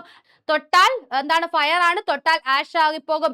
ആഷ് മേ ഫയർ ആണ് ഈ ഒരു സിനിമ സംവിധാനം ചെയ്തത്. സ്കിൻ ഓഫ് യൂത്ത് സംവിധാനം ചെയ്തത് ആഷ് മേ ഫയർ ആണ്. സ്പാനിഷ് താരം ഉബൈമ റിയോസ് ദ പോയറ്റ് എന്ന് പറയുന്ന ചിത്രത്തിലെ അഭിനയത്തിന് ഉബൈമ റിയോസ് ആണ് മികച്ച നടനുള്ള പുരസ്കാരം സ്വന്തമാക്കിയത്. സ്ലൊവേനിയൻ താരം ജാറ സോഫിജ് ഒസ്താൻ. ആരാണ്? ജാറ സോഫിജ് ഒസ്താൻ മികച്ച നടിയായി. സാറ സോഫിജ് ഒസ്താൻ ആണ് മികച്ച നടി. സന്തോഷ് ദവാഖർ ആണ് എന്താണ്? മികച്ച സംവിധായകൻ. അപ്പോ മികച്ച സംവിധായകനായപ്പോ സന്തോഷം കൊണ്ട് എഴുന്നേറ്റ് നടന്നു. വാക്ക് ചെയ്തു. എന്താണ്? സന്തോഷ് ദവാക്കർ ആണ് മികച്ച സംവിധായകൻ. കൃത്യമായിട്ടും പഠിച്ചു വെക്കുക. അനൗൺസ്മെന്റിന്റെ സെക്ഷനിൽ നമുക്ക് പഠിക്കാനുള്ളത് അതിദാരിദ്ര്യമുക്തം നവംബർ 1 നമ്മുടെ സംസ്ഥാനത്തെ, ഇന്ത്യയിലെ ആദ്യത്തെ അതിദാരിദ്ര്യമുക്ത സംസ്ഥാനമായിട്ട് പ്രഖ്യാപിച്ചു അല്ലെ? 2021 സംസ്ഥാന സർക്കാർ ലക്ഷ്യമിട്ട ഒരു പദ്ധതിയാണ് അതിദാരിദ്ര്യമുക്ത പദ്ധതി. 3 ഘട്ടങ്ങളിലായിട്ടാണ് ഇത് നടപ്പിലാക്കിയത്. ദാരിദ്ര്യം ഇല്ല എന്നല്ല, അതിദാരിദ്ര്യമില്ല. അതിദാരിദ്ര്യമുക്ത സംസ്ഥാനം, രാജ്യത്തെ ആദ്യത്തെ അതിദാരിദ്ര്യമുക്ത സംസ്ഥാനമാണ് നമ്മുടെ കേരളം. ക്ലിയർ അല്ലേ? മിസലേനിയസ്, അതായത് നമ്മുടെ എല്ലാ ടെക്സ്റ്റിലും മറ്റുള്ളവ നമുക്ക് നോക്കാം. 3I അറ്റ്ലസ് നമ്മൾ ക്ലിയർ ആയിട്ട് നമ്മൾ പഠിച്ചതാണ്. 3I Atlas എന്തായിരുന്നടെ? ആകാശത്തേക്ക് നമ്മൾ നോക്കിയപ്പോൾ ഉൽക്ക പോലെ എന്തോ ഒന്ന് പോകുന്നു. എന്നാൽ അത് ഉൽക്കയൊന്നുമല്ല. അതെന്താണെന്ന് നമ്മൾ പഠിച്ചു. ഒരു വാൽ നക്ഷത്രമാണെന്ന് കണ്ടെത്തി. ഇന്റർസ്റ്റെല്ലാർ മേഖലയിൽ നിന്ന് സൗരയൂഥത്തിലെത്തിയ 3I അറ്റ്ലസ് വാൽ നക്ഷത്രമാണെന്നാണ് നമ്മൾ കണ്ടെത്തിയത്. നാസയാണ് കണ്ടെത്തിയത്. ഇന്റർസ്റ്റെല്ലാർ മേഖലയിൽ നിന്ന് സൗരയൂഥത്തിലെത്തിയ 3ാമത്തെ വസ്തുവാണിത്. 46 കിലോമീറ്റർ ആണ് ഈ അറ്റ്ലസിന്റെ വ്യാസം. അപ്പോൾ ചിന്തിച്ചു നോക്കിയേ, 46 കിലോമീറ്റർ ആണ് ഇതിന്റെ വ്യാപ്തം എന്ന് പറയുന്നത്. ആരമല്ല, വ്യാപ്തമാണ്. അപ്പൊ 3I അറ്റ്ലസ് ഒരു വാൽ നക്ഷത്രമാണ് കേട്ടോ, ഒരു വാൽ നക്ഷത്രമാണ്. കുറസോവോ, കുറസോവോ എന്ന് നമ്മൾ പഠിച്ചതാണ്. എന്താണ് 2026 ഫിഫ ലോകകപ്പിന് യോഗ്യത നേടുന്ന ഏറ്റവും ചെറിയ രാജ്യം അല്ലെങ്കിൽ ഏറ്റവും ജനസംഖ്യ കുറഞ്ഞ രാജ്യം എന്ന് ചോദിച്ചാൽ കുറസോവയാണ്. ഏകദേശം 1.5 ലക്ഷത്തോടടുത്ത് മാത്രം ജനസംഖ്യയുള്ള രാജ്യമാണ് കുറസോവ. പഠിച്ചു വെക്കുക. ഏറ്റവും ചെറിയ രാജ്യമാണ് കേട്ടോ കുറസോവ. ഇതൊരു കരീബിയൻ ദ്വീപ് രാജ്യമാണ്. ഇതിന് തൊട്ട് മുന്നേ നമ്മൾ എന്ത് പഠിച്ചിട്ടുണ്ടായിരുന്നു? കേപ്പ് വെർദെ പറഞ്ഞിട്ടുണ്ട്. കേപ്പ് വെർദെ ഏറ്റവും ചെറിയ 3ാമത്തെ രാജ്യമാണ് കേപ്പ് വെർദെ കേട്ടോ. 1 ഇപ്പൊ കുറസോവയായി, 2 ഐസ്ലാൻഡ്, 3 കേപ്പ് വെർദെ. ഓക്കെ, അടുത്ത് നോക്കി. ആഗോള പട്ടിണി സൂചികയിലെ 1ാം സ്ഥാനം സൊമാലിയ ആർക്കും വിട്ടുകൊടുക്കില്ല. ഈ വർഷത്തെ പട്ടിണി സൂചികയിലും 1ാം സ്ഥാനത്ത് നിൽക്കുന്നത് സൊമാലിയ തന്നെയാണ്. സൊമാലിയക്ക് പിന്നിൽ തെക്കൻ സുഡാനാണ് കേട്ടോ. തെക്കൻ സുഡാനാണ് സൊമാലിയക്ക് തൊട്ട് പിന്നിലുള്ളത്. ആകെ 127 രാജ്യങ്ങളുടെ പട്ടികയാണ്. ഇന്ത്യ അത്ര മോശമൊന്നുമല്ല, 102ാമതാണ് ഇന്ത്യയുടെ സ്ഥാനം. അപ്പോൾ വലിയ കുഴപ്പമില്ലല്ലേ? 127 രാജ്യങ്ങളുടെ പട്ടികയിൽ 102ാം സ്ഥാനമാണ് ഇന്ത്യക്കുള്ളത്. അടുത്ത് നോക്കിയേ, ഗ്രാൻഡ് ഈജിപ്ഷ്യൻ ഇതൊരു മ്യൂസിയം ആണ്. നമ്മൾ പഠിച്ചതാണ്. ലോകത്തിലെ ഏറ്റവും വലിയ മ്യൂസിയമാണ് ഗ്രാൻഡ് ഈജിപ്ഷ്യൻ മ്യൂസിയം. ഇത് ഈജിപ്തിലെ തുറന്നു കൊടുക്കുന്ന, അതായത് ഏകദേശം 20 വർഷങ്ങൾക്ക് ശേഷമാണ് ഈജിപ്തിൽ ഈ മ്യൂസിയം തുറന്നു കൊടുക്കുന്നത് കേട്ടോ. മമ്മിയൊക്കെ ഈ മ്യൂസിയത്തിനകത്തുണ്ട്, മമ്മിയൊക്കെ ഉണ്ട്. നവംബർ 2-നാണ് സന്ദർശകർക്കായിട്ട് ഇത് തുറന്നു കൊടുത്തത്. ഈജിപ്തിന്റെ കലയും ചരിത്രവും വ്യക്തമാക്കുന്ന 50,000 പുരാവസ്തുക്കളാണ് ഈ ഒരു ഗ്രാൻഡ് ഈജിപ്ഷ്യൻ മ്യൂസിയത്തിലുള്ളത്. ചെന്നാൽ നിങ്ങൾക്ക് മമ്മിയൊക്കെ ലൈവായിട്ട് കാണാം. അടുത്ത് നോക്കിയേ, CMS-03 നമ്മുടെ ബാഹുബലി എന്താണ്? ഇന്ത്യയിൽ നിന്നും വിക്ഷേപിക്കുന്ന ഏറ്റവും ഭാരമേറിയ വാർത്താവിനിമയ ഉപഗ്രഹം. ഇന്ത്യയിൽ നിന്നും വിക്ഷേപിക്കുന്ന ഏറ്റവും ഭാരമേറിയ വാർത്താവിനിമയ ഉപഗ്രഹമാണ് CMS-03. അത് ഭ്രമണപഥത്തിൽ എത്തിയിട്ടുണ്ട്. നമ്മുടെ ശ്രീഹരിക്കോട്ടയിലെ സതീഷ് ധവാൻ സ്പേസ് സെന്ററിൽ നിന്ന് നവംബർ 3-നാണ് CMS-03 അല്ലേ? CMS-03 നവംബർ 3-നാണ് വിക്ഷേപിച്ചത് എന്ന കാര്യം നിങ്ങൾ മറക്കരുത്. ഓക്കെ, അടുത്തത് നമ്മുടെ ലോക് ഭവൻ. നമ്മൾ എല്ലാവരും അറിഞ്ഞു ലോക് ഭവൻ എന്താണ്? നമ്മുടെ ഗവർണറുടെ ഔദ്യോഗിക വസതിയായ രാജ് ഭവൻ ഇനി എന്തെന്നറിയപ്പെടുന്നു? ലോക് ഭവൻ അഥവാ ജനങ്ങളുടെ ഭവനം എന്ന പേരിൽ അറിയപ്പെടുന്നു. കൂടെ തന്നെ പഠിച്ചു വെക്കേണ്ടത് എന്താണ്? നമ്മുടെ ലഫ്റ്റനന്റ് ഗവർണർമാരുടെ ഔദ്യോഗിക വസതിയായ രാജ് നിവാസ് ലോക് നിവാസ് എന്നാണ് ഇനി മുതൽ അറിയപ്പെടുന്നത്. അടുത്ത കോമൺവെൽത്ത് ഗെയിംസ് ഇന്ത്യയിലേക്ക് നമ്മൾ അറിഞ്ഞു 2030 കോമൺവെൽത്ത് രൂപീകൃതമായിട്ട് 100 വർഷമാകുമ്പോൾ 1930-ലാണ് കോമൺവെൽത്ത് രൂപീകൃതമായത്. 2030 ആകുമ്പോഴത്തേക്കും 100 വർഷം തികയുമ്പോഴുള്ള കോമൺവെൽത്ത് 100ാമത്തെ കോമൺവെൽത്ത് ഗെയിംസ് എന്നല്ല പറയുന്നത്. 4 വർഷം കൂടുമ്പോഴേ ഉള്ളൂ എന്ന് നമുക്ക് കൃത്യമായിട്ട് അറിയാം. 930-ൽ തുടങ്ങിയത് 2030 എത്തുമ്പോൾ 100 വർഷം കംപ്ലീറ്റ് ആകുന്നു. അപ്പൊ നമ്മുടെ അഹമ്മദാബാദിന് കുറച്ച് അഹമ്മദി കൂടെ കൂടിയിട്ടുണ്ട്. 2030 കോമൺവെൽത്ത് ഗെയിംസിന് ആതിഥേയത്വമാകുന്നത് ഇന്ത്യയാണ്. ഇന്ത്യയില് എവിടെയാണ്? അഹമ്മദാബാദിലാണ് കേട്ടോ. ഇതിന് മുന്നേ നമ്മൾ കോമൺവെൽത്തിന്റെ വേദിയായത് 2010-ലാണ്. അത് നമ്മുടെ എവിടെ വെച്ചിട്ടായിരുന്നു? നമ്മുടെ ന്യൂഡൽഹിയിൽ വെച്ചിട്ടായിരുന്നു. 2010-ലാണ് നമ്മൾ അവസാനമായിട്ട് കോമൺവെൽത്തിന് ആതിഥേയത്വം വഹിക്കുന്നത്. അഹമ്മദാബാദിന് പുറമെ നൈജീരിയയിലെ അംബുജയാണ് ഗെയിംസിന് വേദിയായി പരിഗണനയിൽ ഉണ്ടായിരുന്നത്. പക്ഷെ നടന്നില്ല. കോമൺവെൽത്ത് രാജ്യങ്ങളുടെ ഒളിമ്പിക്സ് എന്നറിയപ്പെടുന്നതാണ് എന്ത്? നമ്മുടെ ഈ ഒരു കോമൺവെൽത്ത് ഗെയിംസ് എന്നറിയപ്പെടുന്നത്. അപ്പൊ നമുക്ക് 2030-ൽ നമ്മൾ പഠിക്കില്ല. നമുക്ക് അപ്പോഴത്തേക്കും ജോലി കിട്ടും. നമുക്ക് പത്രത്തിലൊക്കെ വായിച്ച് പഠിക്കാം കേട്ടോ. അല്ലെങ്കിൽ വേറെ ആരെങ്കിലും ഒക്കെ പഠിക്കുന്നത് നമുക്ക് കാണാം. അടുത്ത് നോക്കിയേ, ലോകകപ്പ് ചരിത്രത്തിൽ ഇടം നേടി കുറസോവോ. നമ്മൾ പറഞ്ഞില്ലേ 1.5 ലക്ഷം മാത്രം ജനസംഖ്യയുള്ള ഡച്ച് കരീബിയൻ ദ്വീപ് രാഷ്ട്രമാണ്. വിസ്തൃതിയോ വെറും 444 ചതുരശ്ര കിലോമീറ്റർ. ഒന്ന് ആലോചിച്ച് നോക്കണേ, എത്ര ചെറിയ രാജ്യമാണെന്ന്. വടക്കേ അമേരിക്കൻ കരീബിയൻ മേഖലയുടെ പ്രതിനിധിയാണ് കുറസാവോ. കോൺകാകാഫ് എന്താണ്? വടക്കേ അമേരിക്കൻ കരീബിയൻ മേഖലയുടെ പ്രതിനിധിയാണ് കുറസാവോ എന്ന് പറയുന്നത്. 2026 ലോകകപ്പ് യോഗ്യത നേടി റഷ്യൻ ലോകകപ്പിൽ കളിച്ച ഐസ്ലാൻഡിന്റെ പേരിലായിരുന്നു ഏറ്റവും ചെറിയ രാജ്യം. ലോകകപ്പ് യോഗ്യത നേടുന്ന ഏറ്റവും ചെറിയ രാജ്യം എന്ന റെക്കോർഡ്. അതാണ് നമ്മൾ നേരത്തെ പറഞ്ഞത്. ഏറ്റവും ചെറിയ രാജ്യം കുറസാവോ. രണ്ടാമത് ഏതാണ്? ഐസ്ലാൻഡ്. മൂന്നാമത് കേപ്പ് വെർദെ. പഠിച്ചു വെക്കുക കേട്ടോ. അപ്പൊ ഇത്തരം ചെറിയ രാജ്യങ്ങൾ വരെയും ലോകകപ്പിന് യോഗ്യത നേടുന്നുണ്ട് എന്നുള്ള കാര്യം നമ്മൾ പഠിക്കുക. അടുത്ത് വരുന്നത് ഒരു അവാർഡാണ്, African footballer of the year. ഇദ്ദേഹത്തിന് ഫുട്ബോൾ പ്രേമികളായ പലർക്കും അറിയാം. പലർക്കും വളരെ വളരെ പരിചിതമായിട്ടുള്ള ഒരു മുഖമാണിത്. ആരാണ് ഇത്? നമുക്ക് നോക്കാം. 2025-ലെ African footballer of the year പുരസ്കാരത്തിന് അർഹനായ ഫ്രഞ്ച് ക്ലബായ PSG. അറിയില്ലേ? നമ്മുടെ മെസ്സി കളിച്ചിരുന്ന PSG ക്ലബിന്റെ മൊറോക്കൻ ഫുട്ബോളറായ അഷ്റഫ് ഹാക്കിമി. ഏതാണ്?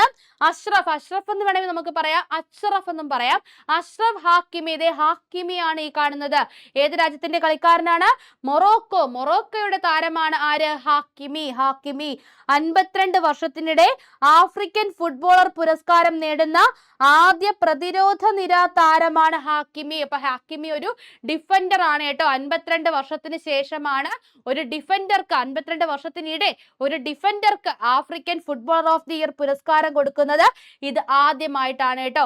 വനിതാ താരവുമുണ്ട്. വനിതാ താരവും മൊറോക്കോയുടെ തന്നെ ഈ സൗദി അറേബ്യൻ വനിതാ പ്രീമിയർ ലീഗ് ക്ലബിൽ കളിക്കുന്ന ആരാണ്? സൗദി അറേബ്യൻ വനിതാ പ്രീമിയർ ലീഗ് ക്ലബ് അൽ ഹിലാലിൽ കളിക്കുന്ന ഗീസ്ലാൻ ചെബാക്ക് ആണ്. ആരാണ്? ഗീസ്ലാൻ ചെബാക്കാണ് women player of the year ആയിട്ട് മാറിയത്.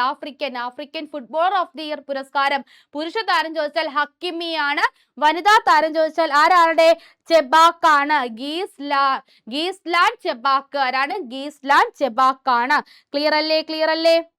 ഇന്ത്യയിൽ പുതിയ ലേബർ കോഡ്, നമ്മുടെ പഴയ 20ഓളം കോഡുകളെല്ലാം ചേർത്തുകൊണ്ട് ഒരു 4 ലേബർ കോഡിനുള്ളിൽ വരുന്ന രീതിക്കാണ് പുതിയൊരു ലേബർ കോഡ് നമുക്ക് നിലവിൽ വന്നത് നമ്മൾ പറഞ്ഞു.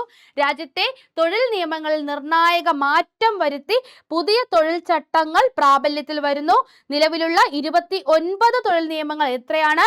29ഓളം തൊഴിൽ നിയമങ്ങൾക്ക് പകരമാണ് വേതനം, വ്യവസായ ബന്ധം, സാമൂഹിക സുരക്ഷ, തൊഴിലിട സുരക്ഷ എന്നിവ സംബന്ധിച്ച 4 ലേബർ കോഡുകൾ കേന്ദ്ര സർക്കാർ കൊണ്ടുവന്നിരിക്കുന്നത്. അപ്പോൾ ഈ 29 ലേബർ കോഡുകളും ഏതിലേക്കാണ്? ഈ ഒരു 4 ലേബർ കോഡുകളിലേക്കാണ് ലയിക്കുന്നത്.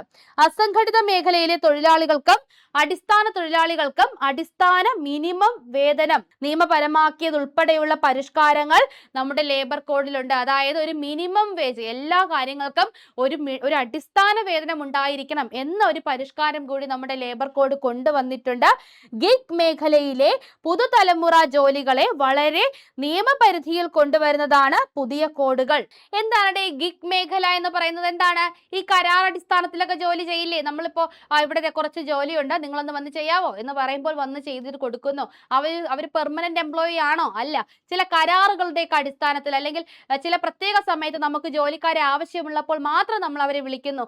അതാണ് ഈ ഗിഗ് എംപ്ലോയി എന്ന് പറയുന്നത് കേട്ടോ. അപ്പൊ ഗിഗ് മേഖലയിലെ പുതുതലമുറ ജോലികളെ വരെ പരിധിയിൽ കൊണ്ടുവരുന്നതാണ് ഈ പുതിയ കോഡുകൾ. പാർലമെന്റിൽ പാസാക്കിയതിന് പിന്നാലെ 2019-20ലാണ് 4 ലേബർ കോഡുകളും കേന്ദ്ര സർക്കാർ വിജ്ഞാപനം ചെയ്തത്. അപ്പൊ ഈ ഒരു 4 ലേബർ കോഡിനുള്ളിൽ ഈ 29 ലേബർ കോഡുകൾ വന്നു എന്ന് പറയില്ലേ? 2019-ലും 20-ലുമായിട്ടാണ് ആ 4 ലേബർ കോഡുകൾ പട്ടികപ്പെടുത്തിയിട്ട് നിലവിൽ വന്നത് കേട്ടോ.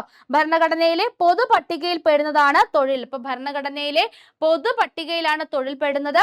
അതുകൊണ്ട് തന്നെ കോഡുകളുടെ അടിസ്ഥാനത്തിലുള്ള ചട്ടങ്ങൾ ഉണ്ടാക്കാൻ കേന്ദ്രത്തിന് എന്ന പോലെ സംസ്ഥാനങ്ങൾക്കും അവകാശമുണ്ട്. അപ്പൊ നമ്മൾ ആ ഒരു കോഡിന്റെ അടിസ്ഥാനത്തിലുള്ള ചട്ടങ്ങൾ ഉണ്ടാക്കാൻ നമ്മുടെ സംസ്ഥാന സർക്കാരിനും അധികാരമുണ്ട്.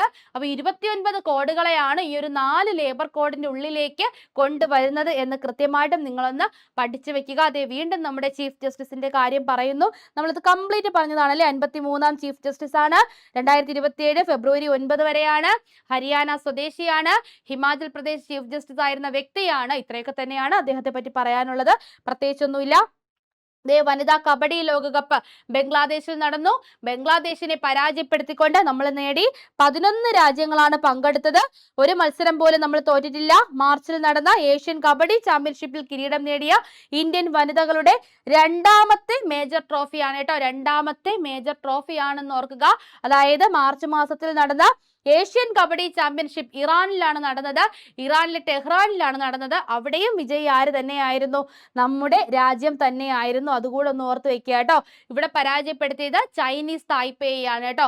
അവിടെ ഇറാനിലാണ് ഏഷ്യൻ കബഡി ചാമ്പ്യൻഷിപ്പ് നടന്നത്. അവിടെ പരാജയപ്പെടുത്തിയത് ഇറാനെ തന്നെയാണ് കേട്ടോ. ഇറാനെ തന്നെയാണ് പരാജയപ്പെടുത്തിയത്. ഇവിടെ ഫൈനലിൽ ലോക കബഡി ചാമ്പ്യൻഷിപ്പിൽ ചൈനീസ് തായ്പേയെ പരാജയപ്പെടുത്തി ഇറാനിലെ ടെഹ്റാനിൽ നടന്ന ഏഷ്യൻ കബഡി ചാമ്പ്യൻഷിപ്പിൽ ഇറാനെ തന്നെ പരാജയപ്പെടുത്തിയാണ് നമ്മുടെ ഇന്ത്യൻ വനിതാ ടീം ട്രോഫി നേടിയത് അല്ലേ കേട്ടോ, വിജയിയായത്. അപ്പൊ ഈ വർഷത്തെ 2ാമത്തെ മേജർ ട്രോഫിയാണ് നമ്മുടെ വനിതാ ടീമിന് ലഭിച്ചിരിക്കുന്നത്. കേരളം ഫാസ്റ്റ് മൂവേഴ്സ് സംസ്ഥാനം. നമ്മളിത് പറഞ്ഞതാണ്. നമുക്ക് സ്റ്റാർട്ടപ്പിനൊക്കെ പറ്റിയ ഒരു സംസ്ഥാനമായിട്ട് നമ്മുടെ സംസ്ഥാനം മാറിയിട്ടുണ്ട്. ഫാസ്റ്റ് മൂവേഴ്സ് പട്ടികയിലാണ് നമ്മുടെ കേരളം ഇടം നേടിയിരിക്കുന്നത്. വ്യവസായ സൗഹൃദ നടപടികളുമായി ബന്ധപ്പെട്ട കേന്ദ്ര പട്ടികയിൽ നമ്മുടെ കേരളം ഇടം നേടിയിട്ടുണ്ട്.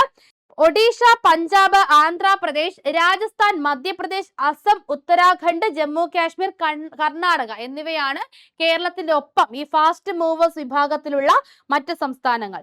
വ്യവസായ സൗഹൃദം കണക്കിലാക്കുന്നതിനുള്ള 25 ബിസിനസ് നിഷ്കരണ സൂചികകളിൽ 4 എണ്ണത്തിൽ കേരളം ടോപ്പ് അച്ചീവേഴ്സ്, അതായത് 95% മുകളിലുള്ള വിഭാഗത്തിലും നമ്മുടെ സംസ്ഥാനം എത്തിയിട്ടുണ്ട് കേട്ടോ. അപ്പൊ കേരളം ഫാസ്റ്റ് മൂവ്മെന്റിലാണ്. നമ്മൾ പഠിച്ചിട്ടുണ്ടായിരുന്നു. അതായത് എന്താണ്, ഏറ്റവും സ്റ്റാർട്ടപ്പുകൾ തുടങ്ങാൻ ഏറ്റവും മികച്ച അവസരങ്ങൾ നൽകുന്നത് നമ്മുടെ സംസ്ഥാനം തന്നെയാണ് കേട്ടോ. അപ്പൊ ബിസിനസിന്റെ കാര്യത്തിൽ നമ്മുടെ സംസ്ഥാനം വളരെ വളരെ ഉയരത്തിലാണ് എന്ന് ഓർത്ത് വെക്കുക. അടുത്തത് കീർത്തി സുരേഷ് യുണിസെഫിനൊപ്പം. എന്താണ് നമ്മൾ കൃത്യമായിട്ട് നമ്മുടെ കറണ്ട് അഫയേഴ്സ് ക്ലാസ്സിൽ ഇങ്ങനെ കീർത്തി സുരേഷിനെ പോലെ ഉള്ള ഒരു കുട്ടിയെ കാണിച്ചിട്ട് അവരൊരു വക്കീൽ കോട്ടൊക്കെ ഇട്ട് കുറച്ച് കുട്ടികളോടൊപ്പം നിൽക്കുന്ന ചിത്രം നിങ്ങളുമായിട്ട് പങ്കുവച്ചിട്ടുണ്ടായിരുന്നു. എന്താണ് യുണിസെഫിന്റെ സെലിബ്രിറ്റി അഡ്വക്കേറ്റ് അല്ലെ, സെലിബ്രിറ്റി അഡ്വക്കേറ്റ് ആയിട്ട് നിയമിതയായ മലയാളിയാണ് ആര്? കീർത്തി സുരേഷ്. Celebrity advocate. ദുർബലരായ കുട്ടികൾക്കായുള്ള പ്രവർത്തനങ്ങളെ പിന്തുണയ്ക്കുന്ന പ്രമുഖ വ്യക്തികളുടെ കൂട്ടായ്മയാണ് ഈ ഒരു സെലിബ്രിറ്റി അഡ്വക്കേറ്റ് കൂട്ടായ്മ എന്ന് പറയുന്നത്. ദുർബലരായ കുട്ടികൾക്കായുള്ള പ്രവർത്തനങ്ങളെ പിന്തുണയ്ക്കുന്ന പ്രമുഖ വ്യക്തികളുടെ കൂട്ടായ്മയാണിത്.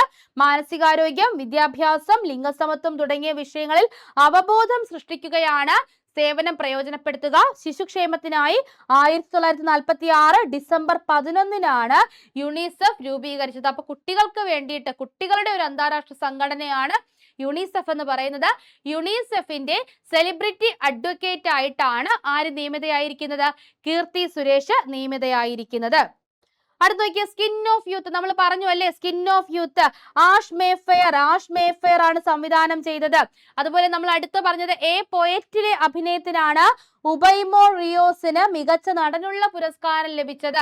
അത് കഴിഞ്ഞിട്ട് അടുത്ത് പറഞ്ഞത് മികച്ച നടിയെ പറഞ്ഞപ്പോൾ ചിത്രം പറയാൻ വിട്ടു.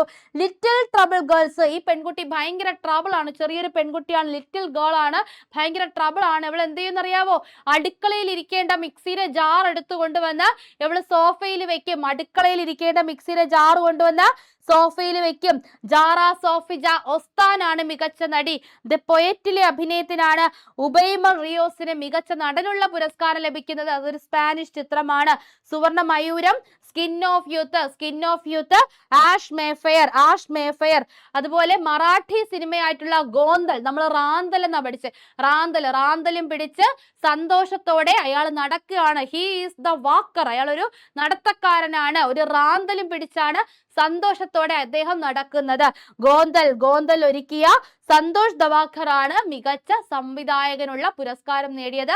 മറാഠി ചിത്രമാണ് ഗോന്തൽ. ക്ലിയർ അല്ലേ? കൃത്യമായിട്ട് പഠിച്ചു വെക്കുക. ഇതൊക്കെ ഇനി വരുന്ന പരീക്ഷകളിൽ നമുക്ക് ചോദിക്കാൻ ചാൻസ് ഉള്ള കറണ്ട് അഫയേഴ്സ് ഫാക്ട് ആണ്. ഇതെല്ലാം തന്നെ നമ്മൾ പഠിച്ചിട്ടുള്ള കാര്യമാണ്. നിങ്ങൾക്കൊരു റിവിഷൻ കൂടി ഇതുവഴി സാധിക്കും. ഇനി വരുന്ന ക്ലാസ്സിൽ നമുക്ക് ഇത്തരത്തിലുള്ള കറണ്ട് അഫയേഴ്സ് ഫാക്ടുകൾ പ്രതീക്ഷിക്കാം. അതുപോലെ തന്നെ നമ്മുടെ തൊഴിൽ വാർത്തയുടെയും തൊഴിൽ വീതിയുടെയും ഇൻഫോ പേജ് ഒക്കെ നമുക്ക് വേണം. അപ്പോൾ ഇനി വരുന്ന ക്ലാസ്സിൽ കൂടുതൽ ഫാക്ടുകളുമായി നമുക്ക് വീണ്ടും കാണാം. താങ്ക്